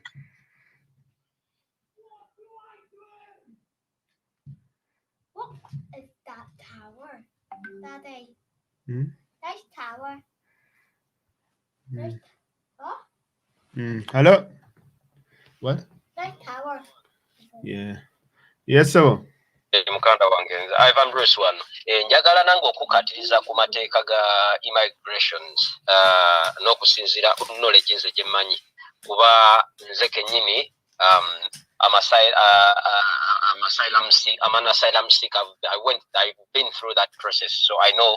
The process wajirimu ettake kubanga kati I think people are misunderstanding a few things here. Kubanga Turkey, amateeka ga Turkey aga immigrations tegawukana nnyo n'amateeka ga Europe. Amateeka ga Europe wano yonna agasinga when it comes to immigrations agasinga gakwatagana ekitegeera. What I know, for example, Mwami Fred Lumbuye bwe baba nga kale tugeze tikati bakyusiza bagambe bamukuwa kutola okubanga ya overstaying visa ye ekitegeera. Bw'aba ya overstaying visa ye ate bwabanga ya overstaying visa ye bwe baba bamukutte bamuteeka mu detention owulira kati bwe bamuteeka mu detention balina okumuwa option either bamufunira legal bwabanga badde talina legal oba n'afuna legal which he has legal representatives alina balooya abasukka mu omu abaliweri abali mu kukola ku keesi ye then bamuwa choice oba ayagala okudda Uganda ayogere bw'aba tayagala kudda Uganda then alina okuwa ensonga ze lwaki tayagala kudda Uganda tebayinza mala gamukwata ne bagaa kati tukuza Uganda owulira balina okubuuza bakuwa choice n'osalawo n'obagamba either bannange olw'ensonga bweziti ne bweziti nsaagala kudda Uganda njagala kusigala wano kufuna protection kubanga nti obulamu bwange okubeera okutokyalingibwa oba okuttibwa nga nzizeyo Uganda ekibuuzo ebibuuzo byebuuzibwa bakubuuza olina evidence eraga nti obulamu bwo bulimu matigga yes evidence weri mpitirivu the problem you guys are missing one important factor into your dealing. Turkey is not a democracy, number one. You should know that. Turkey is a you can say semi-dictatorship. So whatever you're saying, I do understand the mateka, I do understand everything. But to my understanding, I don't sagala kutekako ndoza yange. But for me, discussing something in normality, in a very abnormal situation right now, I don't think it helps. Because where we should be look here, let me make my argument here, because that is the point that everyone is saying. Okay, because of Amateka Gano Turkey, blah blah blah blah. Mateka Turkey, blah blah blah. Literally, Ugandans in Turkey in different places to look for Fred. We cannot leave our homes. Literally, that's what they say. They're afraid of that particular instance. Now, the thing is this in the chain is that what we should be establishing is to have either a proof of life or a proof of body. Netumanyo baddala bannamateeka baffe bebagamba nti abali eri Lumbuye bamulabyeko komera ki we all here nti ali mu detention center where which town which city no one has all that information but the problem isn't we are interpreting mateka ga Turkey and yet we are already behind time and I believe right now interpretation of the Turkish law does not literally make sense, especially if the Turkish authorities have already made a deal or made up their mind with the Ugandan authorities. Now, if they have not made up a deal or if they have not made up their minds already, then maybe and then we were in Zokubera wow akalembe kereza. So I believe we shouldn't be discussing the Turkish law right now because the Turkish law is tegenda kunyamba. Kati wulira muganda wange yes ekimulina okumanya nti kati kesi ya Lumbuye yali different osegeera waliwo attracting the international community osegeera nnyo so kati wadde Turkey nsi nayo yabwanakyemmalira etegeera amateeka gayo tegakola naye when it comes to this Lumbuye case tebaagala going through what they went through in the Kasogi case, which together they've been there, they've been what happened, they know what happened. In case if they deport Fred Lumbuye back to Uganda and eventually Fred Lumbuye gets tortured and killed in Uganda, where Choro was attacked in Jitekawa. So nkubulira tebasobola kati kumala gakkiriza going through that again. Yes, so Kakati, you are giving Turkey a benefit of doubt, right? Exactly. Okay.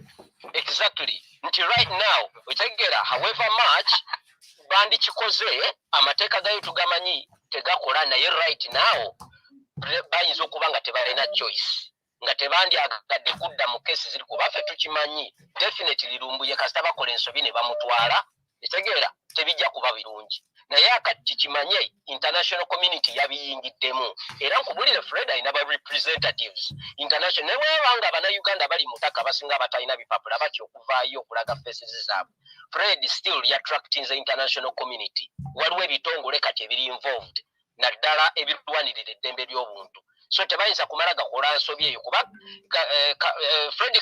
Fred Kajubirumbuye tabeerangako involved mu misango gya kutunda njaga, mu misango gya kukukusaba, anti labayo mu misango yes gya kutta abantu bro genda mpola gye misango gyandibadde that is true tabibeerangamu naye nzirayo ku point yange nti Turkish government webanga eri in cahoots with the Ugandan government kyekibagaana okuteekawo emisango egimukwasa like okuteekawo embeera Anti the thing is nga bwe nkugambye nti Turkey of course erwana nnyo okulaba nti Fred Lumbuye bamuzaayo Uganda okitegeera mu ngeri emu oba endala naye waliwo pressure ebakugira oba okitegeera kati ffe ekintu ekituyambye Fred Lumbuye case okuba nti kati esaasaanye mu kaseera akatono ennyo neattractinga international community kati awo ffe wetu basing at the moment era wekijja okubabeerera ekizibu ennyo okumuza e Uganda kale tweyanza bana njagala kuba update obadde omaliza kakati update eriwo yeno DW Africa has been very good to us. He has been covering the story, following the story. Simanyi lwaki ba MPs in Uganda they are not talking about this story but they will be forced into the corner to talk about it like it or not. Anyway, reports say renowned Ugandan blogger Fred Lumbuye, who was arrested in Turkey this week, will be deported to Uganda tomorrow, Saturday. Speaking to DW after his arrest, Uganda human rights lawyer Gawaya Tegule said there will be no justice in Uganda.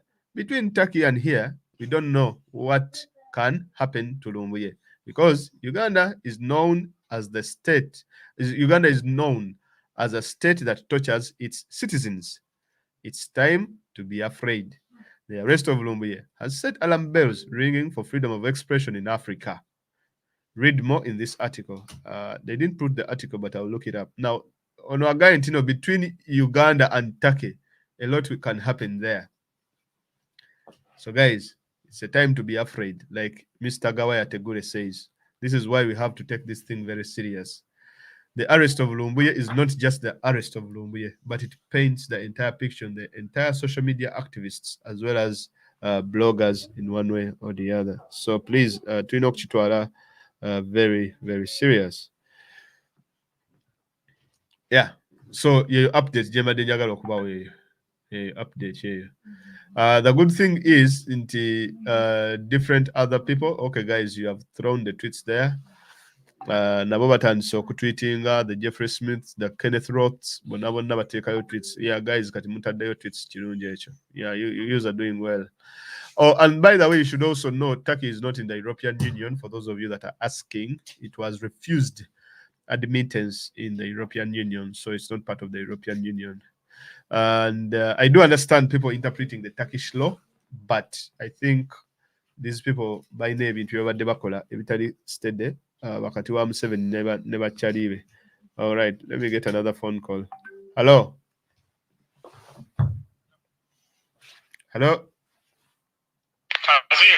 Yes. Salamu alaikum. Wa alaikum salam. Munange following story eneriwo eya Lumbuye. Nenze kyembadde njagala nsolo okukanya ne Bruce oyo omukubi asembye emabega. Yes. Nekye tulina okubeera kwanze nabeerako ettaka emyaka egiwera ena. Kitegeera. Taki yese ebintu ebisinga ebiwandiika n'ebintu ebisinga tebiteeka mu nkola. Okitegeera. Taki erankinga ku nsi ezisinga okubeera corrupt nga wokiwulira. Yes, nsobola okukanya ne Bruce nti nno olwa namawulire oli yali eyabe Saudi Arabia ne bamukira Turkey kiyinza okuplaying a role mu decision making eya Turkish authorities. I understand that. Naye tulina okukanya nakyo nti nno situation ng'ewayogedde nti nno teri nnomu weri. Ekyo tulina okweyanga tukitunuulira. It's not a normal situation. Kubanga Turkey abantu abasinga bonna ng'ebaliyo kati bannayuganda bangi bemmanyi abaliyo nga tebalina mpapula. So long as Turkey tebakwatidde mu musango gwonna, it is very hard to be deported. Waliyo baganda baffe bangi abeetundira Turkey. Okitegeera. Babakwata ne bakutta. Naye bayinza okukwasa UN kati Lumbuye waba yeewaayo mu UN kubanga n'amateeka ga UN ogamanyi oba ng'oyagala okusikinga asylum waliwo period we bakkiriza okubeera nti no asylum yo bagikkiriza oba ne bagaana n'okubeera nti you seek for asylum. That is the normal situation nga yeriwo kubanga bajja kubuuza for all this time obaddewa nga tosiikinga asylum. That's one. Kiwulira wekibeera normal situation they reject your case obanga oluddewo you cannot stay in a country oba bagambe 2018 paka ne Lumbuye yaluddeyo kubanga nze namulekayo nali mu okitegeera. So if waba te applying for asylum during that time now waliwo akalipa nengera wagaye muno an abnormal situation nga n'ensi endala ziri involved then maybe amateeka gayinza okuweta ekkoona okitegeera kubanga kati n'ettaka eyinza okugamba the last time waliwo report eyattiwa ettaka ekikavalinga all the world it went viral kati ttaka ebe efa amanya like erinnya lyayo liba lifa awo maybe kiyinza okubeera nga kiyinza okufevalinga Lumbuye. Ekirala Lumbuye n'abantu abalala abaali ettaki waliwo situation yaliwo ng'omuntu wojja ettaki n'obeeramu for some period osobola okuddayo e Uganda n'okyusa passport oba bakumye residence permit obanga wa overstayinga n'oddayo Uganda n'okyusa passport n'oteeka amannya amalala kubanga by that time ttaki yali tekozesa maaso ng'olaba ensi endala nti bakola oba biometric system oba okitegeera baali bakozesa traditional way of paper keeping okitegeera. So kyali nga kyangu nnyo ng'abantu badde e Uganda n'okyusa passport ng'oli mannya malala n'olinya n'odda ettaki n'ofuna residence permit. That was the case. However Lumbuye ateeka okuba naye bw'atu bwe yakola era ekyo tulina okukitunuulira ennyo. Ayinza okuba yadde e Uganda nze kyemanyi Lumbuye abadde documented naye ateeka okuba mu different names. That is the problem. Yadde e Uganda n'akyusa passport n'ayingira ettake mu mannya amalala. Kati tuyinza okubeera nga tuconcentratinze kuno ku mateeka abasajja bano watya nga balina case ng'omusajja bamukutte ne passport ne residence permit eri mannya malala ng'ate ne Uganda bamanyi mannya malala. Kati passport bajja yawaddeyo ng'eri overstep since 2018 eteekwa okuba ye original passport ya Lumbuye eri mannya ge gennyini. Oba ontegedde? Kubanga kati naye nyinza okuba wano nga nkozesa mannya malala ku Facebook naye ate nga gamumanyi malala naye ate nga documents zange zirina amannya malala kati ebiba biconnecting kubanga olaba e Uganda nze nagenda we nabeera ettaki ng'era abantu bangi bakwata oba abakyala bano abeetunze ne baddayo e Uganda n'okyusa passport n'oddayo oba either ne weewaayo nga asylum seeker ne bakuwa empapula. Naye Lumbuye abadde alina residence permit oba eri mannya malala nga tebaagikutteko then there is maybe ayinza okubeera ne chance ne bagamba maybe abadde n'empapula naye nga bamanyi ate Fred Lumbuye kubanga waba asobola okugamba ngenda kuseekinga for asylum in a different name naye waabanga yawadde no passport eri 2018 UN ejja mubuuza obadde oliddawa mpozi nga yawaayo ku keesi koba ka ID ke ne kaguwako kubanga UN yettaki si eno UN yeeno by the way simanyi oba lwaki amateeka gaawukana kubanga amateeka gayo most times obeera ng'obadde wakayingira bayinza okuwa visit oba tolina ku exceeding I think 3 months. I'm not sure about that. There is a period. Naye kakati kambuuze ku bantu balabako nga bakwata kisoboka omuntu omukwata leero ne bamudeporting 3 days later. Is that what happens? Oba bakuteeka mu maaso ga kooti ne bakusiba biki ebyo? No. Taki nze kyemmanyi Taki tesobola kuteeka mu kooti. Taki is not like other European countries. Era ekyalumbuye kyegambye kigenda kubeera nga kitestinga democracy we Taki. Very, very hard. Kubanga abantu bangi wekwata katika nkula Taki tebateeka mu kooti. Is very rare. Sikiwuliranga nako. Ebintu byabwe byamate gambe babiwandiika buwandiisi. It is very rare. Bantu babakwata nze nkwa example bayinza okukwata katoba bana abasalanga abattaki agala kuyingira oba mu Europe. Ebagenda oba Greece n'agenda mu nsenda. Taki wekwata ku mazzi. Tekuteeka mu kooti nti tukutte oba ocrossinga illegal border zaabwe. Understand? Bayinza okuteeka mu detention center oba ekkomera okusinziira bwe baagala tebaliyo omusimanyi 24 hours olina okubeera mu kooti biki bwe baagala bayinza n'okusiba emyezi 6 bwe baagala bayinza okusiba emyezi 3 bwe baagala bakudipootinga kye baagala. Singa Lumbuye taliimu like mu black box zaabwe nti no this guy is a criminal something kiyinza okuplayinga oba otegeera argument yange saga tukulinge out tugambe nti no kino kiwedde kubanga amateeka gyegali my friend Turkey is a different country. No, nange kyembadde ngamba abantu nti Turkey is not gena maaso. Yeah, nze kyekyo Turkey is a different country. Neki eyinza okutestinga democracy wayo negamba abantu batwogerako ebibi bingi we have to have.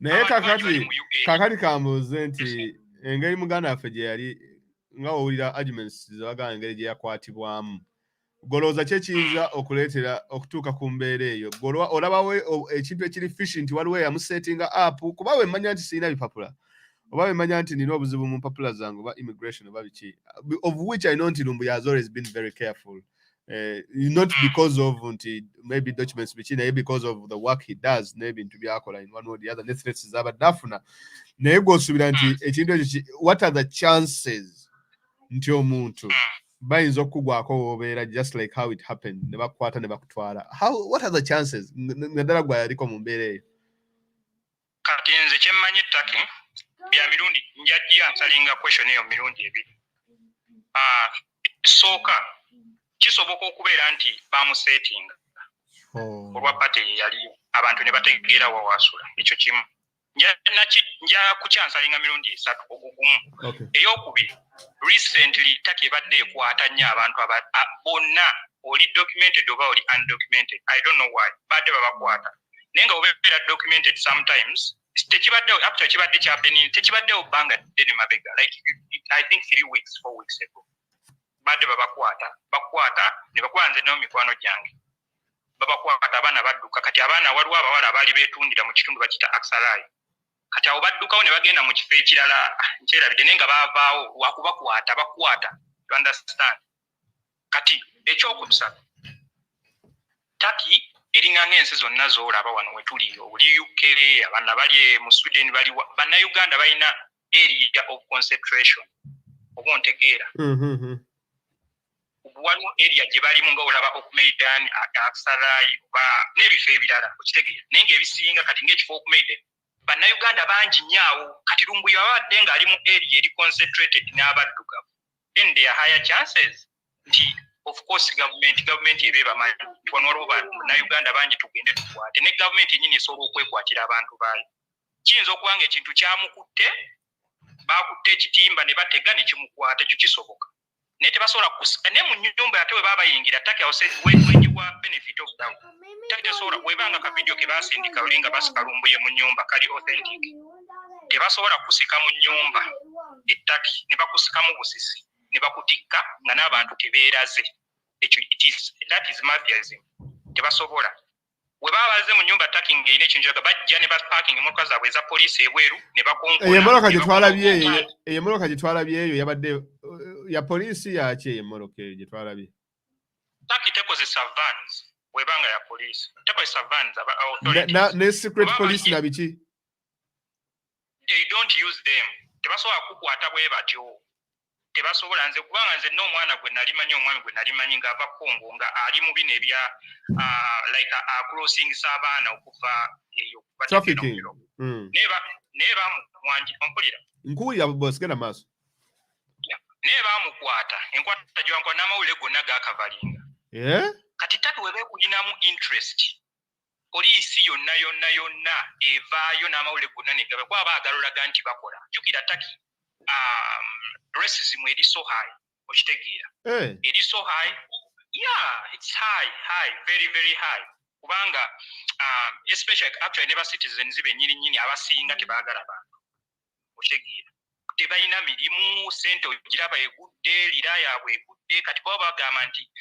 waliyo ba foreigners bangi especially abava mu Syria mu Afghanistan ne mu Africa era oyogera na kwanza obutakindu ogera by the way era osanga abataki akugamba yabangi kitegeeza like foreigner bangi babalemesezza emirimu bakompitinga nabo so biggest percentage teyagala bagwira ekyo olina okuba nga okimanyi so singa omusajja obadde bamukutte ligali nga we kirina okubeera Turkey yadde ja kuteekawo kamera eraga abantu nti ddala ekola ki ekola kakati tugende mpola kakati woba cause from your analysis gwe ng'abaddeko Turkey olaga nti mukulu Lumbuye yakwatibwa illegally mu ngeri eziri sneaky eziri fishy kakati wabanga yakwatibwa illegally ne tulaba nti ate kaakati there is confirmation nti ali mu bukwate, either ali mu detention center oba ali mu kkomera or somewhere. Gw'olowooza what would lead to that particular circumstance? Era kankubuuza n'ekibuuzo kira nti omuntu singa aba akwatibwa ettake, probability ki eziriwo nti ayinza okuteebwa the next day ne bagamba kale tukutte tolina bipapula naye ddayo, oba kale tukutte olina ebipapula tukudeportinze. What are the probabilities awo eziriwo nti omuntu we bakwata oli most likely to be taken back from your home country, oba oli most likely to be released and go back into the society and then maybe captured another time? Okay, nice question. Kachenyizo kugamba takite deportinga. It is very hard. Kija Kongo oli mu black boxes abo. It is very very hard. Onaba mpoze njaga bayinza okusiba emyaka 3. Njaga okumise bantu biso bayinza okusiba emyaka 3. That one is possible. Nebino nti bakuttewo bakangambe kwaje je emirimu sagala abali kuno aba bakoleje bagamenti oba. It's their job. Nay, I have to bring the way it is. Okay. Oba bakutte kangambe wetunda kubanga je emisango egisinga okubeja amani. Sorry, like ejiri common, you know? Oba bakutte nti wetunda tebakudeporting. Ate n'ekirala okola tourism. Bayinza okusiba emyezi nga 6 oba 4 oba 5. It is possible. Ne bamala ne bakuta. Webanga takiriye kukutte like boche batwala legal, of course it's not legal. Ne boche batwala legal bakusiba ne bakusibanga ne kooti togirabi. Abali kuno basobola okumpulira okubeera nti banjulira abaali babateketa tebansibangako. Nenga bakwata ne bakusema emyezi gyawe 6 oba 7 oba 3 amala ne bakuta. Naye nga we nagamenti kino kyabadde illegal okubeera nti njogera ku mateeka g'ettaki soogera mu mateeka gansi yonna. Don't quote me wrong. No. I understand. Legal kye batwala kwe kubeera nti no poliisi ejja n'ekukwata. Naye gundi kamera we zibeeranga nnyingi abantu babakutte oyinza okubeera ne chance okutwala mu kooti oba ontegeera. That's why eno situation ya Lumbuye very complicated ankubuulire. Very very complicated. Singa kibadde normal era bazze bakutta abantu toyina passport obadde toyina na nnyumba toyina address toyina biki ekyo basobola okukwata ne bakusiba emyezi gyawe 3. Naye engeri Lumbuye gye babyemu ttooki DWTB ebiriko BBC ba activists olaba n'eno gyendi omuntu akubuuza uzi Lumbuye okitegeera uzi Lumbuye. You understand? So it's a very big case. Testinze nnyo Taki simanyi gye bijja kuggwera naye nze nga wendaba Taki webeera ng'eri involved essaawa zino chances okubeera nti badeportinga Lumbuye ziri slim. Okay, kale nga tondagenda njagala kubuuza kino kuba simanyi diro yo Taki naye tulaba ensonga ya oyo musajja yali ayagala okusuula Erodgan gwe bayita Gulen. Ate yalina investments e Uganda mu masomero n'amalwaliro. Of course Erodgan n'akwatagana ne Museveni n'agamba abiggale abikwase gavumenti y'e Taki. Kakati waliwo article gye nsomedde wano abantu waliwo doctor omu actually recently omwezi oguwedde ng'ebiri Taki yagamba nti teri happy olw'okuleka omu ku basajja ba FETO organization okuba nti nga acha operating in Uganda Dr. Oba Nekedet because of it. Kakati waliwo abagamba argument eyo nti bino biyinza okuba nga birimu omukono gwa Taki ogw'okulaba nti Museveni abaako ne kyabakolera e Uganda okulozinga business z'oyo omwami then nabo ne baba nga bamukolera kino ekyalumbuye. Ekyo gwe oyina engeri gy'oyinza okyogera because I understand the topic is sensitive nnyo ku bantu bafe ababeera ettake naye gwe woba otunuulidde ebintu gweolina olabawo engeri gye kiplayingiramu n'engeri okuba nga bamukutte mu ngeri etali ya bulijjo. Nze nga era nange kye naligambye ebyaddaayo kubanga I think couple yali oba 2016 nali nkyali ettake. 2016. 2016. So ekintu ekyo nze I don't buy that that saying I don't buy it. Okitegeera sikisuubira kiyinza okubeeramu nti abantu sikisuubira by the way saagala nakuyingira into conversation with that kubanga sikisuubira nti kisobola okubeerawo. Jjukira nti abasajja bano ne Lumbuye baadde tebamumanyi. Do you know that Turkish authorities, the real authorities babadde tebamumanyi. It was because abantu baakuba essimu ku embassies ez'enjawulo ez'ettaki mu Europe mu America ne mu Ttaki mu nnyini nyantu ne beekalakaasa. Then they got interested. Kitegeeza ki Museveni nga omanyi enkola ye ayinza okubeera nga yakwesaba omanyi Taki ina gangs nyingi. Yeah, kituufu Turkish gangs. Ina gangs Museveni asobola okukozesa gangs nga ya underestimating Lumbuye oba ontegeera nga tamanyi nti no amanyi omuntu bajja mukwata abantu balekaane bigwe kisobola okwera kati nawe becomes complicated okitegeera kidnap Turkish gangs kati ekirala kankubuuzeeyo ekirala muganda wange lwaki okay genda maaso ogenda kumbuuza ekibuuzo eki nawe olaba Taki be bantu abakola embaga ne bakuba n'amasasi mu bbanga waliwo kirabyewo instead of fireworks naye nga bakuba amasasi mu bbanga abantu balina emmundu abantu balina obuso omwana omuto myaka 15 atambula n'akambe so omuntu aba akwagala ettaki nga alina ekintu kyakwagaza is very easy okubeera nke bakumaliriza naye poliisi yaabwe eri very very strict actually is one of the most effective one mu ndoza Middle East yaabwe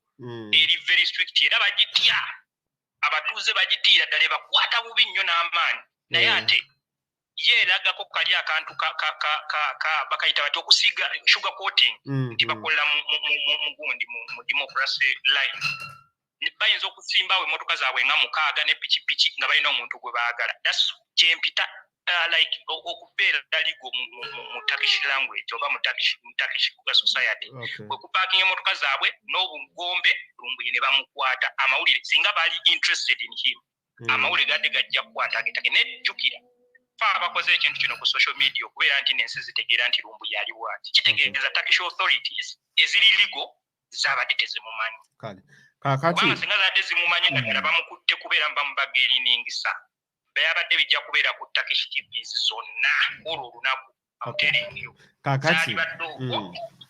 kakati how would you explain the fact nti Lumbuye tetundamulabako kyekisookera ddala tetumanyi wagye bamusibidde byonna bye tuli ku hearsay ekyokubiri kyekyokuba nti poliisi okusooka yamwegaana ey'ettaka tetumuyina ate olwagira ne bagamba nti ali tetumuyina ate kati tumuyina kakati kuba nebuuza kakati lwakuba nti ne baganda bange abali ettaka esitegeera kye baliko nti ojja kugamba kakati balooya baffe balina kye bakolawo kakati ate balooya tebatuwa information tetulina information like tetulina information tuli left mu bbanga kati gwe nga yabeerako ettaki how do you explain that kubanze nagambye abantu ejjo nti wetubanga Lumbuye tulina kati kumuripotinga nga missing person wekiba kisoboka tunyonye gyasula naye abantu ne bagamba tetuyinza kunyonya gyasula olw'ensonga naffe tetulina bipapula bajja tukwata we mubanga mwaloopye omusango case number ki mwagulopye mu district ki mwagulopyewa like that information y'abantu baagala ogimanya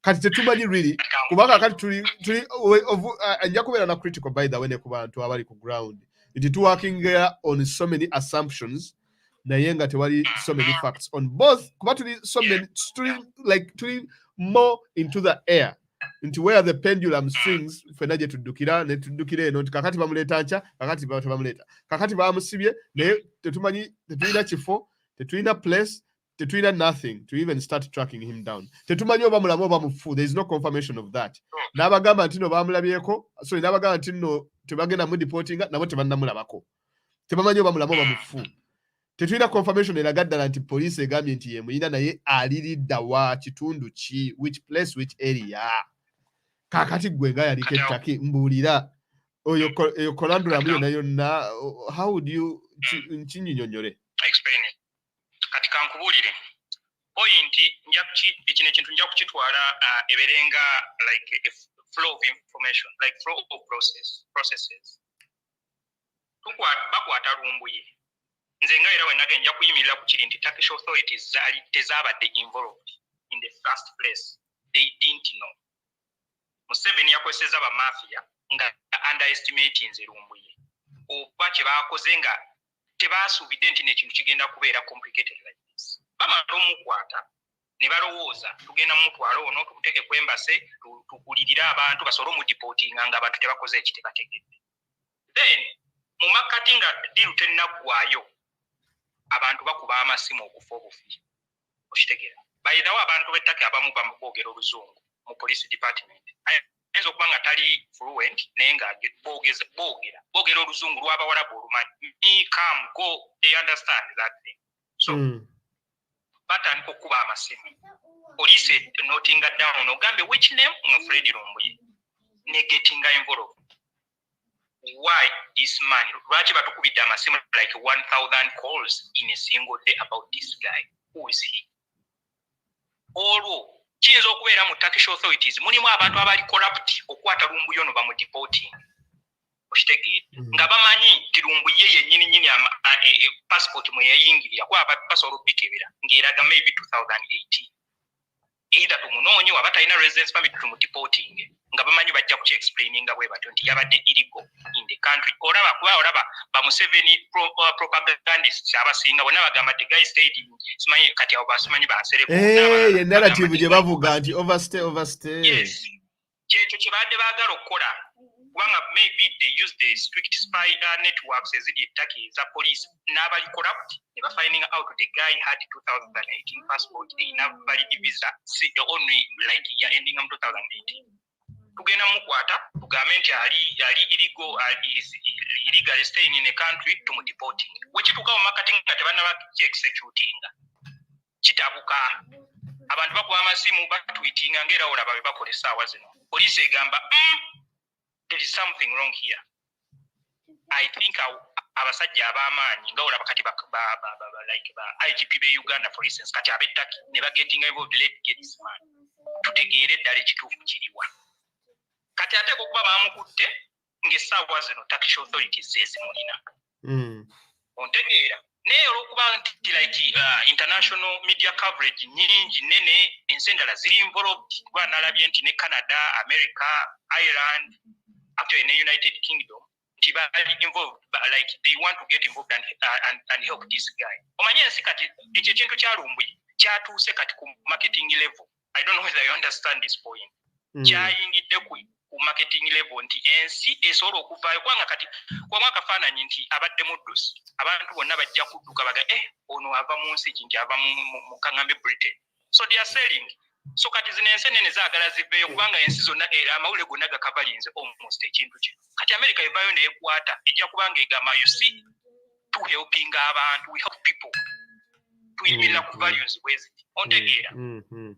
So sijja kukirulinga out nti no omusajja oyo tebasobola kubeera nga bamudeportinga naye nga waliwo chances but they are very minimal. Bayinza omukwata ne bamukwata n'abeerayo paka nga Turkish authorities eziina maybe bayinza n'okutandika okubagaininga nga Turkish government ine kati byeyaga essaawa zino nesi from the beginning.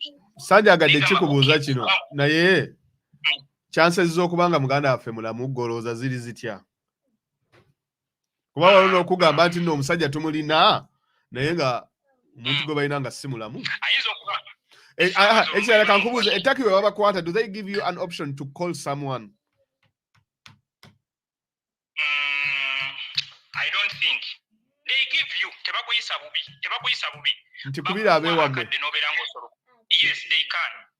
Kati ekintu kye tulina okwebuuza kiri bwe kiti bakukwata ne bakugamba okay you have someone to call to help you olina omuntu gw'omanyi oba okuweereza ku ssente ekyo kisoboka. Tebakuyisa bubi saagala neba noting obi nti poliisi wekwata ekutulugunya nedda tekuyisa bubi naye chances okubeera nti gaayo oyo mulamu ayinza okuba nga yakubiddwa nnyo bakuba ng'essaawa zino anati kati nanti bayinza okubeera nga bamukwata illegally bano abantu abakidnappinga baganga yes bamukubateeko kuba bamukuba ne bamusambasanga bamanyi tugenda kumala tumudeporting.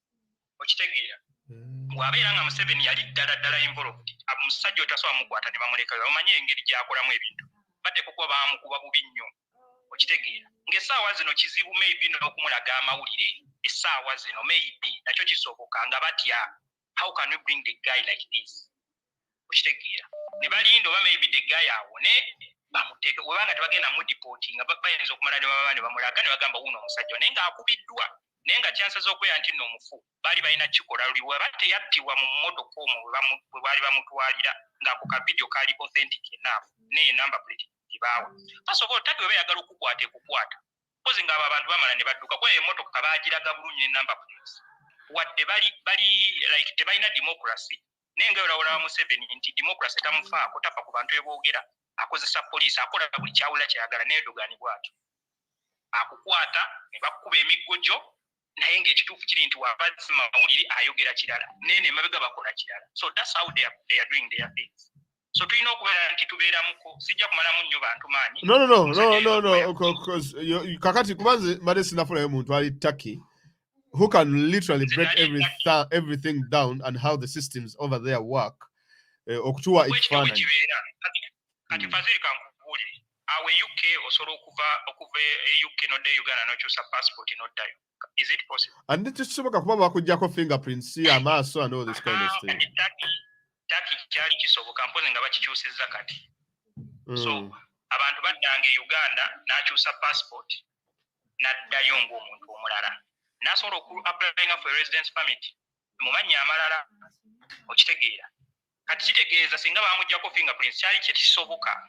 Lumbuye aba yagendera mu system eyo ey'emabega nga yakyusa passport awuyinza okubeera emiwunyo kubanga bajja kugamba after bayinza n'okugulako impersonation.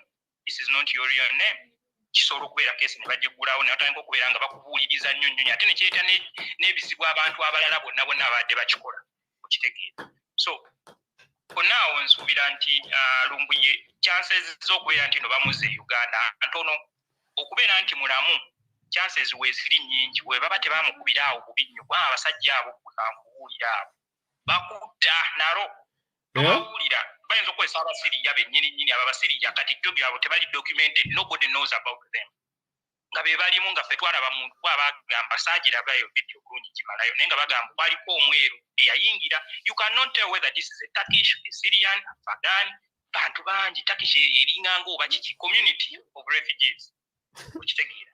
Kati abantu bano tebalina mirimu mwebali bangi tebalina mirimu agenda n'akolayo mu kifabrika ebeeranga textile industry like you know fabric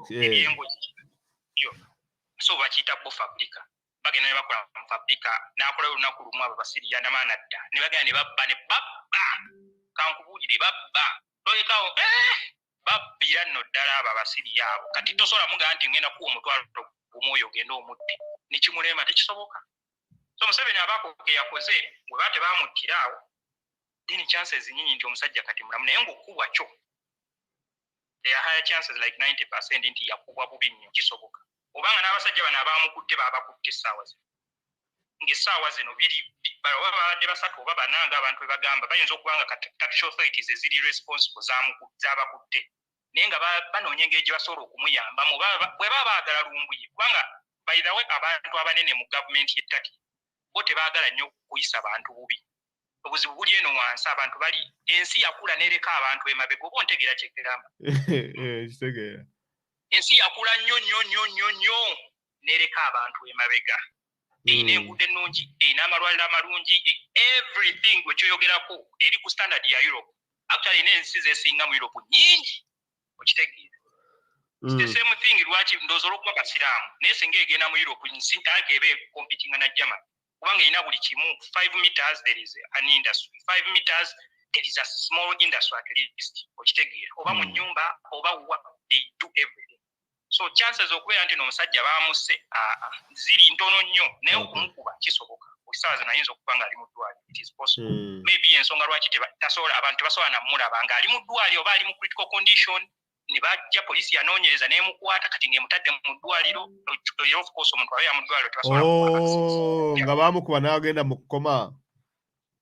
Yes kisoboka nga baamusambasamba ne bamukola biki okitegeera. Oyinza n'okweyanga nabo baguuniza abo abaaliko nga kwaliko n'eyava e Uganda abali mu gundi simanyi bagita bata eso bayinza okubeera nga kwaliko ng'amuyinako n'ennugu amugambe ekisajja ekyo wenkikwatako nkisse okitegeera. So kiba possible mugende mukole omulimu oba kwaliko abeeru abo basiriya oba bataki nga bayisaawa zino either nga alina mu intensive care tebasobola kuleeta mawulire babuuze kati nettaki naye kwe kusooka okumwegaanagaana mbu tetumuyina mbu ate kati tumuyina ate kuba embasi zonna zamwegaanye nti embasi zasoose ne zimwegaana zenya ate oluvannyuma ne bakkiriza nti bamuyina. Ya Turkish police yo yasooka n'ebigaana yali tebimanyi kisoboka yali tebimanyi. Embasi ye Uganda eteeko kwa yali just ezannya bu games ngera nawo obimanya. Naye kakati kabuuze ebintu bye tukola tugeze ne tugenda ku Twitter ne tutweetingira oyo Erodgan president oba ne gundi awo ne tubateekayo ebifaananyi ne tukola protests zaffe na buli kimu ekirowooza abasajja abo kiki abannayuganda kye balina okukola kati okutaasa Lumbuye oba okumuproducinga kiki kye tulina okukola social protest zikanga abataki by the way nnyo taki tayagala kumwogerako bubi kubanga jjukira yali ayagala ku applyinga kuyingira mu European Union ne bamumma olw'ensonga ezaali mu nkuubo ze nali simanyi nnyo kiri awo zasobola ku explaininga nnyo naye ng'ezimu ku ze nawulira nti tebalina democracy tebalina rule of law for instance ebintu bye babikola mu mateeka kati essaawa zino okubeera nti oli baamuttirayo okuva e Saudi eyali reporter ne bamuttira ewaabwe baapplyinga baagala kuyingira mu European Union erira egudde almost ndowooza €1 eri equivalent maybe to 10 point something I think tabishirira kati erira egudde balina okulwana okulaba nti bayingira European Union kati we bafuna ekintu ekirina big magnitude nga kino ekikavalinze ensi yonna ne bakizanyiramu then ensi zigenda kuvaayo zibeere nti of course wagenda kubeerawo after effects ogenda ziwulira oba Lumbuye bamukoze eki bamupresentinze ne bamuleka n'abeera mu Turkey obama bamudipotinze ensi ennene zigenda kuvaayo amuteeringiyo kujja kuwulira ekinaaba kidde Turkey wekipulenga obulungi omusajja ne bamuta which we all want then egenda kubeera nga ekamize to the limelight nti bannange eri amateeka gakukola musajja twamwisayo tebwetuti waba Lumbuye teyetwala mu UN then UN tesobola mukeeyiminga nti nno waabwe kubanga kyali badde essaawa zino singa Lumbuye yabadde mu UN amuteeringiyo singa ali bweru nze nkubuulidde singa ali mu UN singa bamutadde UN ekitebe kyabwe kiririddawo ettaki abaana olinayo abaana bomanyi abannayuganda abayitirira mu UN bangi kati alina kukola atya okuba ne waba erabiro biwedde alina kukola atya okuyita mu UN tugeze nga luno aluwonye anti kati essaawa zino waba awonye alina chances ye nnyingi kubanga already evidence gyeri nti actually government emuliko omanyi kubanga kati oba ng'ogenda kusaba asylum of course there are reasons maybe or political threat of that country you're coming from you belong to a certain social grouping oba olina like maybe a tribe gy'olimu nga current government ebatta oba kyenga olaba abayisirairi bali babatta eryejjama you understand so kati wabeera ng'essaawa zino ne bajja kubuuza wabeera nateeka tuwangera wayogedde nti tuli mu abnormal situation most times amateeka gaweta ne gakuba ekkoona okitegeera so amateeka egaali badde aga UN kwa UN ye ina amateeka gaayo gali uniform that's it oba gali Turkey oba Uganda ogamanyi gali uniform so etteeka lye bagamba you must have stayed in a country for a small period of time nga tonnatuuka kusaba asylum eripo. So if you stayed for over 2018 nga that's the passport you're going to use ya 2018 obadde mu Turkey bajja kubuuza obaddewa okitegeera abayi obaddewo ebbanga lino nga kiri nnomu wekibeera abunnomu gavumenti UN ezo gamba ono tumuyambirewo essaawa zino oba okitegeera so wabanga avuddeyo ne bamufulumya nze kye naali muwadde amagezi kuyingirawo UN at least abeere n'ako akapapula bakayita ka UN card oba ka myezi mukaaga I think myezi mukaaga kabeera renewed every 6 months ako kafuna teri asobola kukwatako actually obeera ne chances obeera mu UN ensi zino kukireiminga obulungi kubanga kati UN wekukwata nekuyingiza nebeera interested in your case nowaayo ensi endala bajja kubuuza oyagala kusigala no mu Turkey oba oyagala genda mu nsi kakati akasembayo kakati ekyabalooya ekyo kyo tuyinza bakihandolinga batya okufuna looya eri nti Lumbuye wetwagambidde nti awambiddwa biki bye tuba twali tulina okukola mu ddakiika mu ssaawa 48 ezaali zisookera ddala awo nga ggwe yabeerako ebisinga essaawa zino at least twabikoze twabatadde ku pressure government nebeera aware of the situation naye n'abantu abali e Uganda bennyini balina okubeera nga nabo beebeereramu okitegeera gavumenti ya Museveni bagiteeke ku nninga ddala abo ba MPs baffe abo oba ba NUP oba ba FDC n'omuntu yennyini ayagala eddembe it's not all about no or something Lumbuye yennyini okweyanga sikkaanya naye ku bintu ebisinga bye yali ayogera naye tulina okukikkiriza nti yazuukusiza abantu bangi. Many people now know ensi erwaninga etya. Ayinza okubeera nga ebimu agenze off topic, that is okay. Buli muntu abeera ne era kubanga muntu. Naye ba MPs be Uganda balina okubeera nti ekintu bwe kibeera kibi kati nsereko omusajja ayina simanyi lawyer whatever kinga kyalina essaawa zino. Tosobola kuvaayo n'ojja n'ogamba mbwe eguuni bla bla bla whatever. If he is a goon, he has a right. He has his freedoms. Bobby yavaayo na defending Sipapa. Sipapa is a goon. Actually, Sipapa is the true definition of a goon. No musajja n'avaayo n'amusupportinga. Nti omusajja yes ayisa bwatu yajja n'akubanga mu office za NUP n'azikubamu amasasi n'akola biki. Bobby n'avaayo n'agamba yes yadapisawo naye alina okubeera nga alina rights, alina freedom okubeera nga agenda mu court. Okay. So ba MPs be Uganda abasinga kubanga bali bo tetujja kubeesibako abalala ba medi ba nsereko whatever n'abalala. Ba NUP abatagenze ttaki balina okubeera nga ekintu kino babakomyewo mu gundi basobola okubeera nga bateeka ku gavumenti ninga lwaki batebolinga ekintu ky'ettaka nga waliwo ekintu ekyonoona erinnya lya Uganda. Okitegeera. Why do you accept that ne mutusirika ekintu ekyo kyo bakoze bubi nnyo Uganda n'abaana abali ebweru ate abaana b'ettaki tobanenya nnyo. Okay. Let me tell you. Abaana b'ettaki abasinga tebalina mpapula, they are not documented. Okitegeera. Batya okubeera nti bavaayo baba demonstrating oba balage ekintu kyonna they are not happy. Batya okuvaayo abasinga. Nze naliko ettaki nga sirina documents. I'm telling you. I understand. Nga ne olaba akagombe ka poliisi oyagala kudduka buddusi. Tosobola kuvaayo kuwa statement yonna mu mawulire. You cannot.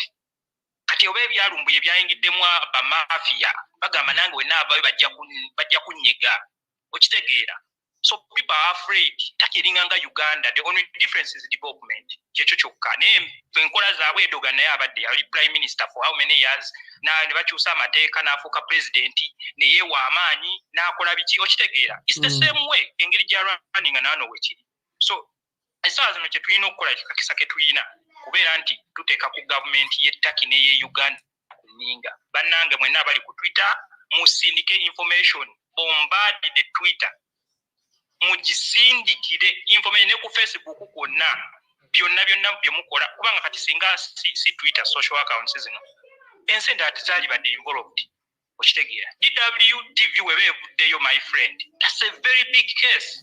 Okitegeera. Kituufu. Kye tulina okukola naye mu by'amateeka abo abantu ba lawyers abali ettaki essaawa zino nze kye nalowoozezza beesibe ku passport wabalumbu yakozesa passport empya kubanga amateeka ga UN tegagamba muntu nti ya impersonate nga teri omuntu gwe bakwata o impersonation. Wabeera nga ali anoonya embeera gy'avaamu Uganda solo bagamba when singa nakozesa amannya gange aga Fred Lumbuye already baali bannoonya bali bajja kuŋŋaana okuyita ku kisaawe. That's the only reason gyasobola okubawa nga yakyusa amannya kubanga UN tesobola kugamba mbu waki wakola bwoti n'okyusa amannya. No, amanya gange amatuufu nze Fred Lumbuye naye singa nakozesa Fred Lumbuye nali sigenda kuyita ku kisaawe Entebbe. That's what he should tell them. That's all. Naye waba yabawa passport eri neera wakyaliwo chance asobola bagamba singa nabawa passport eno empya nali ntidde. Okitegeera. That is a right. Okitegeera. Nali ntidde nga manyi we n'abawa bino mugenda kunsaba bino naye kati amanya gange yenze Lumbuye abasajja bali bagenda kunkwata n'enziruka n'essaawa zino sirise kundooza mubiraba. That's why I was hiding my identification. I didn't want to be like tracked down. That's the only thing. But lawyers kye balina okubagamba. Kale boss. Kyolemerako. UN tegoba muntu. Tegoba muntu nti no wayi personate nze gwe Fazilu ate watuuka wano ne weyita gundi nedda. Osobola okukyusiza wamanya wali ng'otuuse mu UN ne wo amanya amatuufu gennyini n'ogwogera nti nze Fazilu Mayanja. That's it. Kale. Tweyanza nnyo muganda wange namba yongera gisave nga ajja kuba nkubirako later on twongere okwogeramu. Naye weebale kutuwa kifaananyi ekyo gwe ng'abaddeko ettaki. That is really tomanyi kiki otukoledde but you have really given us a very good picture. N'okuba nti embeera eno giyiseemuko naye weebale nnyo nja kuba nkuddira muganda wange weebale nnyo weebalire ddala. Kale banaye ndowooza muwulidde. Right. Waliwo omukulu abadde akuba omulala ava ettake. Waliwo omulala abadde ettake abadde akuba ngenda kukukubira mu kukulu. Hello Sebo. Assalamu alaikum. Salamu rahmatullah. Jeba ko Sebo. Kale boss, jeba. Kakati ompulira bulu kale Sebo. Kakati ensonga eri bweti eno nteesa yange ekisookera ddala gavumenti ya ttaka nze ku lwange nsuubira si yakutte Lumbuye. Museveni n'ensereko ne bagunza abalala bakozesezza bimafiya byayo oba bigangsi ne bamukidinaapinga. Kali bamukidinaapinga ate tebaadde tebasuubira Lumbuye tebasobola muyisa ku kisaawe ky'ettake. Baba banaamukwata bajja muyisa Iraq ate tebajja muyisa Syria. Lwaki Iraq? Iraq yeri corrupt.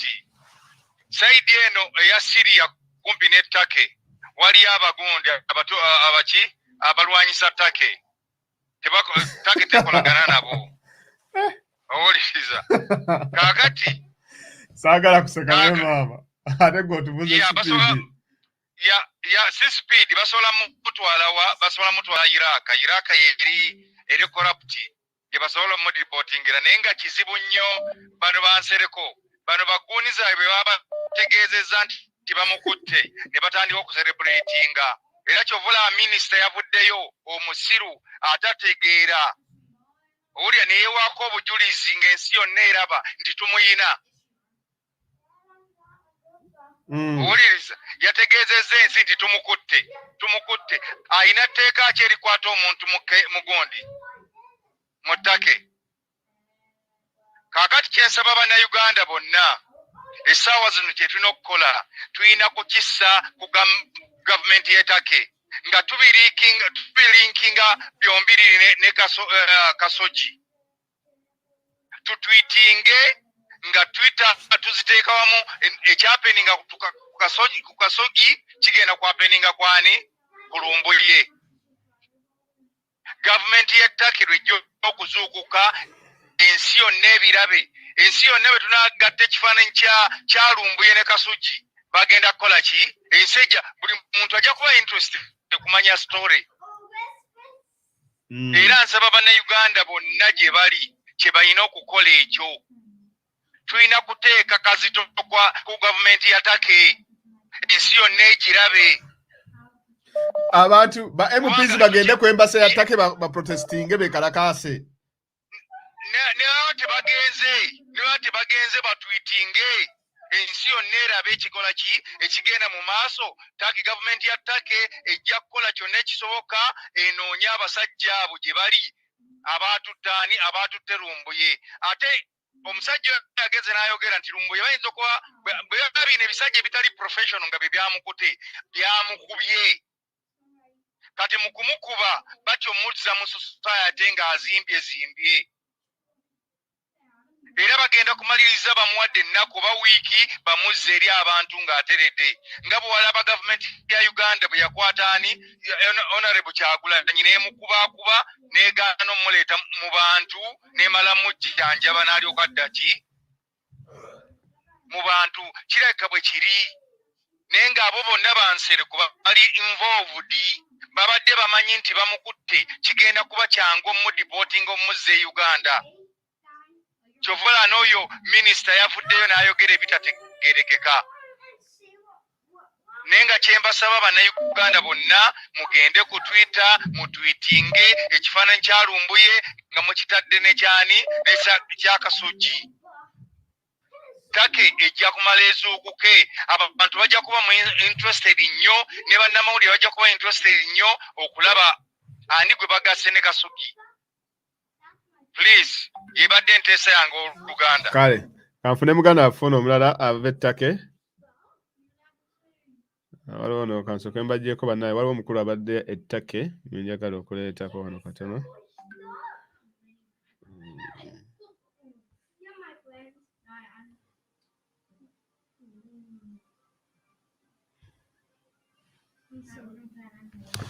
Okufuna ono we Turkey.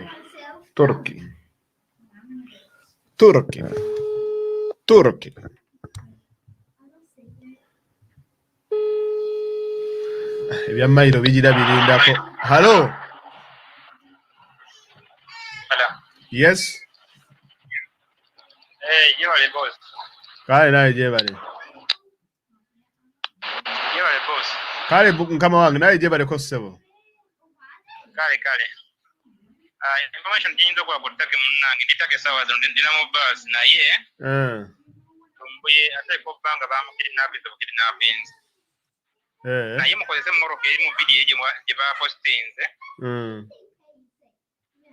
Bagende kugamba pato bagende ku police bawe video eyo n'abakulete bagirayo bulungi baba manyini moroke eyo n'ebisaki by'ebifeesi bazimanyi. Bashitegeera. Ettaki wano tebasobola kukwata poliisi yawe eri very very disciplined bajja bulungi mu byambalo byabwe kubanga poliisi yekukimye kitegeera ate n'ekirala mami kyeyagambye oli yavuddeko wano ettake bakusiba nga bakutte balina omusango gwozizza wa myezi 2 wa wiiki 2 ne bakutta n'ogenda ate bagamba genda okole okitegeera genda okole ssente wegulya etiketi oddeeyo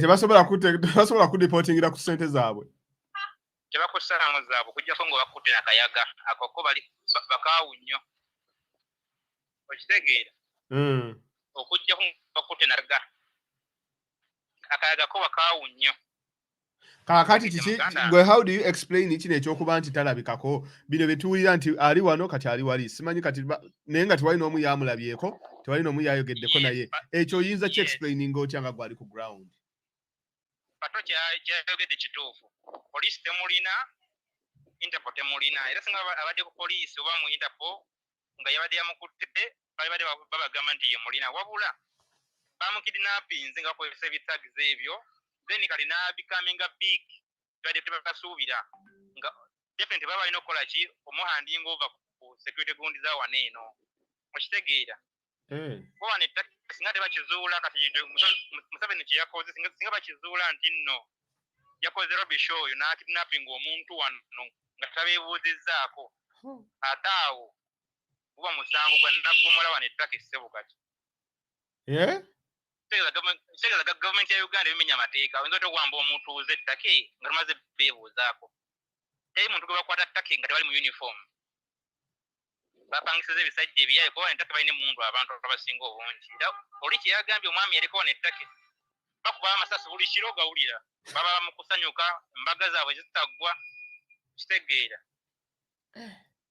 kakati mwe Ugandan community we mwawulidde amawulire ga muganda waffe mwete kiki ekyasoose okubajjira mu birowoozo muli bateeka okuba nga embasa ya Uganda bagigambye gwe sisakamwako okitegeera ne buno bwekikokikoba wano ettake okitegeera olwo pulezidenti waawo biki bibalondalonda ebyo naye bateeka oba babagambye musirisaakamwaka mmwe kuba embasi kati kiki eba ekola omugaso gwayo kubanga munnayuganda yabuuza amisi nga talabikako okitegeera eba alina okurespondinga naye bwe baba teyarespondinze nga bagigambye okitegeera ekitali ekyo erina kyemanyi naye ettaka esiyensi gyogamba mbu poliisi osobola okugamba bannange munaffe yabuze bwati ne bwati ne basirika no eno si Uganda balina security y'amaanyi kakati muganda wange beerako tovaako waliwo agakagwawo kati njagala ompe reaction yo ku go mukulu zaake ali ttake alina amawulire gatuwadde kati naye njagala kumanya kikyolowooza ku nsonga eno kati tovaako okitegeera kale zaaka agambye bw'ati zaaka agambye nti update disregard all the regime orchestrated narrative that Comrade Lumbuye is pending deportation. All this is packaged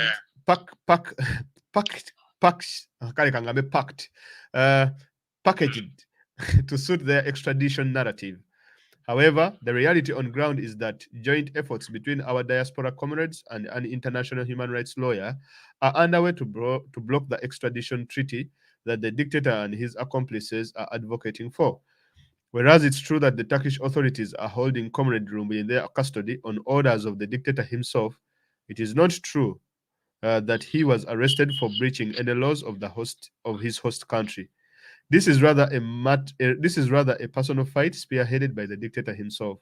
However, we are confident that with our public pressure plus our international human rights lawyer, We shall solidly secure Comrade Lumbuye's freedom so he does not face any political persecution that Kampala regime plans to impose on him.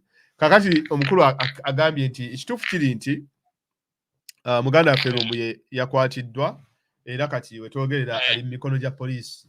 Naye n'agamba nti kigambibwa okukwatibwa kwe akwatibwa ku request eya Museveni oba eya gavumenti ya Uganda. Kyekiri kye nabadde ngamba abantu nti olowooza bino tebiriimu okuba nti gavumenti ya Uganda nawe yakwataganyeemukko n'abamu ku bakulu abali mu gavumenti y'ettake. Kiyinza okuba nga tekiva eri ku ttoopu naye nga kiri wakati awo nga waliwo abali mu ttake omwo abalina bye baagala e Uganda ne bakozesa Lumbuye nga empiki kaŋŋambe. Kozi omukulu akonfamiza wano n'atugamba nti kuba yali ku ground ye wammwe naga nti whereas it is true that the Turkish authorities are holding Comrade Lumbuye in their custody on orders of the dictator himself. On orders orders za Museveni, it is not true that he was arrested for breaching any laws. Taina teka na limuli yamenye yettake. Lwakuba kyembadde njagala okumanya oba Lumbuye amulabyeko oba ategeddeko waali n'ebintu ebifaanana ng'ebyo. Lwaki olowooza ekyo tukifuna ekifaananyi ekyo tukifuna nti ali mu kkomera oba asibiddwa waati oba twayogedde ne IGP bwati ne bwati. Kyenjagala okumanya nze kyenjagala okumanya proof of life n'ekyo ekifaananawo ekyo. Nze kyenjagala osaba mmwe mu honorable zaake mumugamba agende ku poliisi okitegeera basabe kintu kimu ku mitinga Lumbuye balabe waali okitegeera wabula nze kyenkakasa era kyendi sure mbirabye waneeno era bangi bendabyeko teri muntu gwe bakwata ettake nga tebali mu uniform tekiriiwo ettake era singa kibaawo baba basagizi wabo bangi okitegeera ekyo tekisoboka ettake tosobola kukwata wano ettake nga tebali mu uniform tekisoboka okitegeera mukama wange. Then ekirala mugambe honorable zaake bakole ku nsonga ezo bamitinge bagenda ku poliisi basabe okulaba omuntu oyo Lumbuye okumulabako kuba nange kenyini nze singa mbadde nnyonya Lumbuye nani poliisi negamba nti tumulina iye mumuyina naye njagala nze that is what I insist njagala kumulabako era mwamusibidde wa kubanga obanga tomulabyeko nga tomanyi nawe bamusibidde kiki ekibagana okumuteeka ku nnyonyi enkya ne bagamba twamusindise Uganda gy'oba nga ne lweyo tomulabyeko. Of course mwina okukipinga nga mutreatinga ku ebigundi byabwe n'ebinene waneeno musiyo ekifaananyi kyakashume gundi ya Lumbuye eringa ya Kashoji okitegeera bye twatuteekako yes obulaba nettaka ekyobomanya kye kintu kimu bateekwa nga abantu abakutte Lumbuye nga basindikasindika dda wano abantu for so long ng'ogwayi gwakunonya bunonya Lumbuye okitegeera kati ne bazuula waba gyakolera okitegeera ng'ebbanga litambudde nga mwebali ne bamulinnya akagere bona otake abaddugavu bangi bannayuganda bangi abatakola bambega baani bonna bwebali ttaka terina muntu gwesaba kiwandiiko wadde ekimu obeerawo n'emyaka 10 wangi kasaba nga toziza musango oli kye yaggambye ayina oba ofuluma tebakkaluubiriza bakusaba dola nga 325 obutakuteeramu dipoti mu pasipoti yo ayina oba tobadde wadde ekikumi tebakusiba ogenda bugenzi tebakunamu dipoti doba nga tosakudda ttake for nga 6 months ku pasipoti emu eyo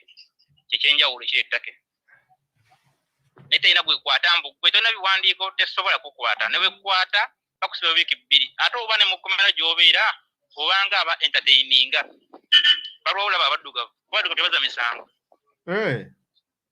era poliisi tekwata baddugavu kweri tebakwata tekusobola kukwata bayimiriza basiriya bayimiriza buli mweru yenna nga si mutake wabbe beyawula abeeru wano naye abaddugavu tebasobola bayimiriza bagenda makalabuzi bagenda wa yonna nga tebalina biwandiiko naye terina omu akola ki akukwata naye bakutte nti tebasobola kusibwa nti biki no bekwasa just nti kola ssente tolina bikugogera la ssente emyezi 2 ogwetegeke odde ewammwe nera still n'osigalawo n'okola ebbanga lyonna ate era tebasobola kukuliza Uganda ettake tebakulya ssente kugira nkozi omusango kayaga n'emisango egy'amaanyi ewa wenyigidde embubbi kyekyo kale kakati nga tumaliriza nti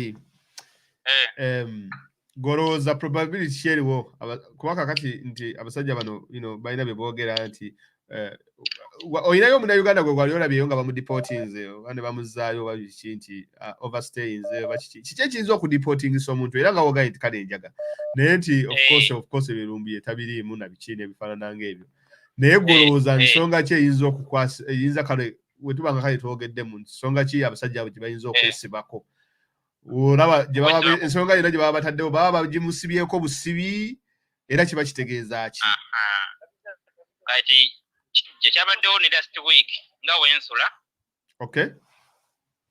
wabaddewo incident batake balwana nnyo bapangulukufu naturally baba badde balwanya kakazi waki naye nga poliisi nejja poliisi ambulance nga nnya ne zijja n'abaserikale nga 40 nga bali mu uniform bonna naye nga bano abalwana abasajja poliisi bezoddaasa bakuba n'abapoliisi embi nga tali musirikale n'omu akuba ku mutake abalwana kati babakowadde babakakkanya bulungi ne bateeka mu ambulance ekiteri n'omu akuba abantu bano so kali kyeŋŋamba nze ekyo ekintu kya Lumbuye batekoba nga badde bamufollowinga for so long time kate bo ne bakozesa ebisajja ebyeru ebyabaddeko ebyo etags byomu ebiri nga biwadde akasente bimukwate kati obusiru najja becoming big nga balina omusesema gavumenti ya Uganda ekijjemu gwogo musanga ate omunene nnyo oyinza okukwata omuntu waabwe omuntu ali mu ttake nga toyise mu bbo tekisoboka kyobamanya kyekintu kimu ttake tesobola kukwata muntu nga teyina uniform n'ennyonyi zivaayo singa bagamba ntono criminal n'ennyonyi zivaayo ne zijja mu kitundu mwe bakusuubira bayiwa poliisi n'amagye neze embalaasi zolaba ebongereza yes bazirina era bajja nga bali ku mbalaasi nga poliisi mpitirivu ambulance we ziri okitegeera n'ennyonyi mu bbanga zibaamu singa bagamba nti ono tumwetaaga naye ebyo bantu 6 bana bakutte ebimundu balya muleeya biki bana abasiru bakoze bubi omuzannyo gwabwe kale toyanzanye nja kuba nkuddira nja kukubirako edda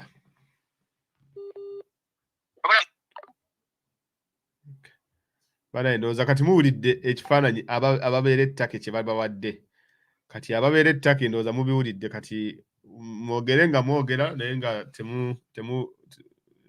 mukola ebintu ebyemu hello muganda wange weebale nnyo puroguramu eno kale so kirungi nnyo mpulidde abateesa bonna puroguramu badde ngifollowinga bulungi naye badde nina kyenjagala okufollowingako mu light ekigambo kya extradition mu context ya international relations nti nze nina reservation zange nga ku Lumbuye n'ebintu yadde ayogera but nga an individual alina right of self conscience alina right okwogera buli kyakola kyawulira nti kiri okay naye mu context ya international relations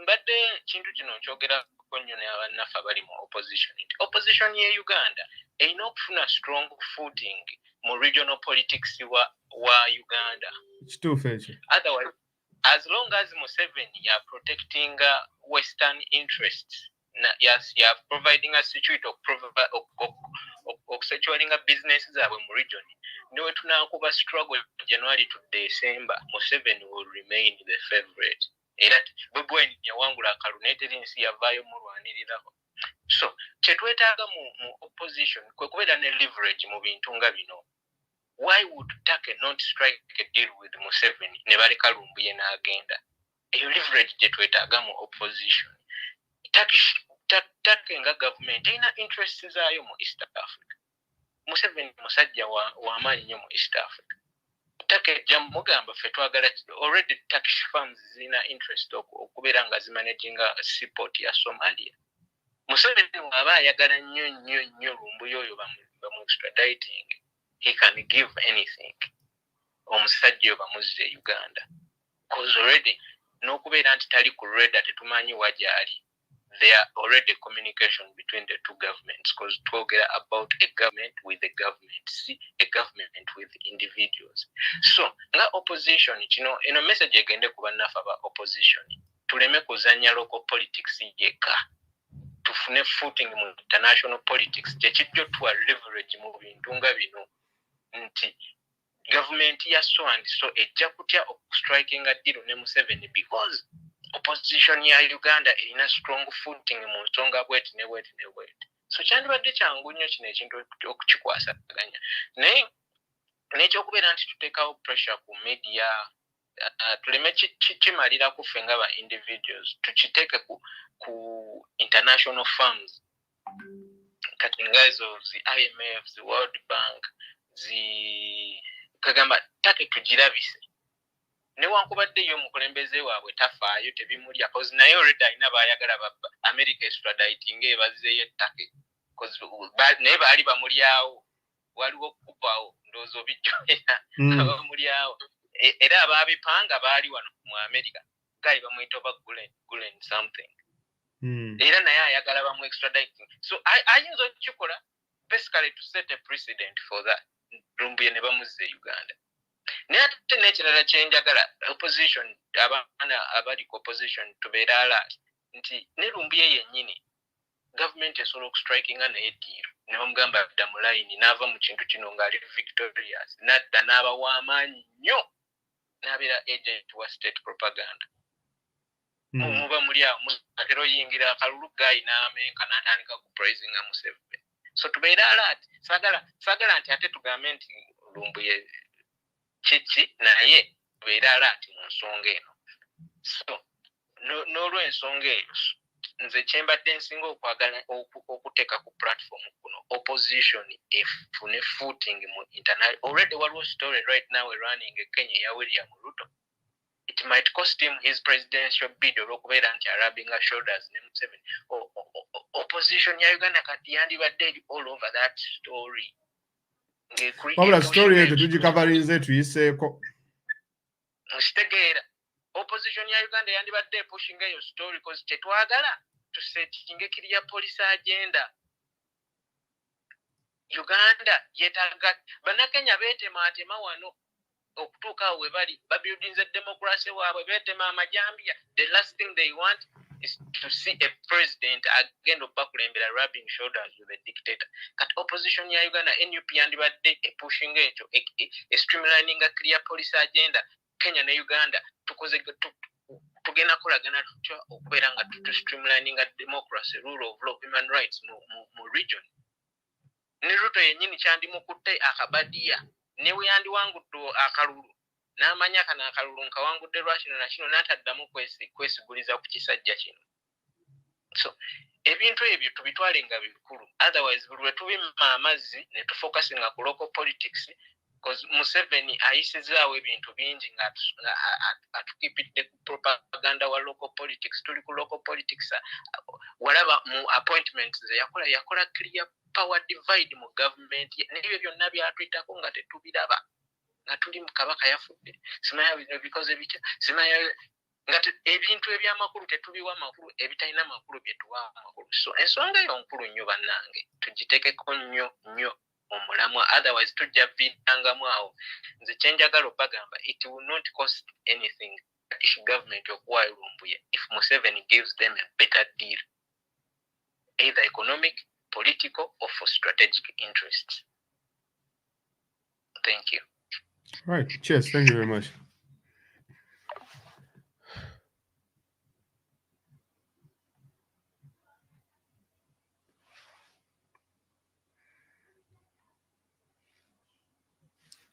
Okay, guys. So, at least show any gwera nga there is good hope. But it's a good hope. Can hope be good and bad? All right. So, for me, my understanding of the matter is now having gotten information okuva eri bana Uganda abali ettake. In fact, ne mukulu gundi awandiise bwana Sase Marvin naga nti buli kimu kikolebwa ettake. Buli kimu kikolebwa ettake okulaba nga muganda waffe bamusortinga oba bamuyamba. Naye nga nze kyenneesibako kiri kintu kimu okuba nti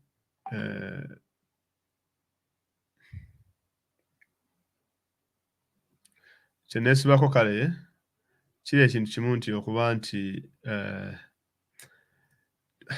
to agara more information, okay? That's for me. My understanding isn't it. We need more information to work with. Netumanya nti okay fine mugambi tagenda kuddancha, which is good.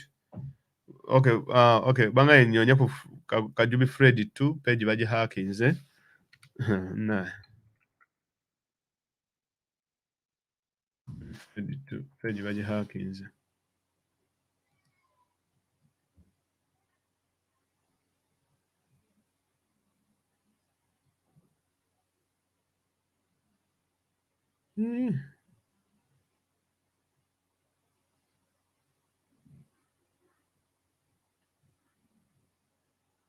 Ani angambye nti Fred page ya Fred baje hackinze. Nze nga ndabanga eri noma. Someone said Fred's page is hacked. I don't see anything there. Anyway, d'accord.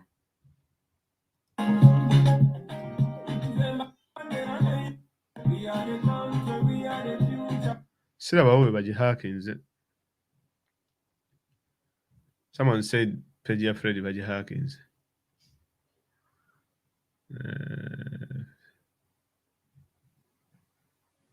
Okay. No, I think it was about deleting there. Okay. Kakati guys. There naye kankome wano. Tujja kuddamu I think tomorrow. Katulinde ekinavaayo enkya naye bannaye nze nsaba abaganda baffe abali ettaki nammwe mukulu Zaake Sasi Marvin abantu mubabuulire ekiriwo ekituufu as you have communicated kye mutwadde mutuzizaamu ku maanyi but still give us more information. I believe nze nganze personally wetutuuse tulina okubeera kati yeah, I can take Mr. Zaake's word for him. Ekigambo kye nsobola okukitwala no problem, but I think we still need more information because okutugamba obugambi nti no disregard oli byayogedde tukola buli ekisoboka. Yes, that is good. Ekyokubiri ffe bannayuganda kyekira kye tuyinza okukola abali eno because kye tuyinza okukola all that is dependent on the information that you give us. So whereas you guys are doing a good job out there, please, I also pray that you also give us you also give us more information whether omusibe mumulabye muganda waffe mumulabyeko oba temunnamulabako kiki ekigenda maaso, what is the lawyer saying and all these kind of things. That is what we need to know.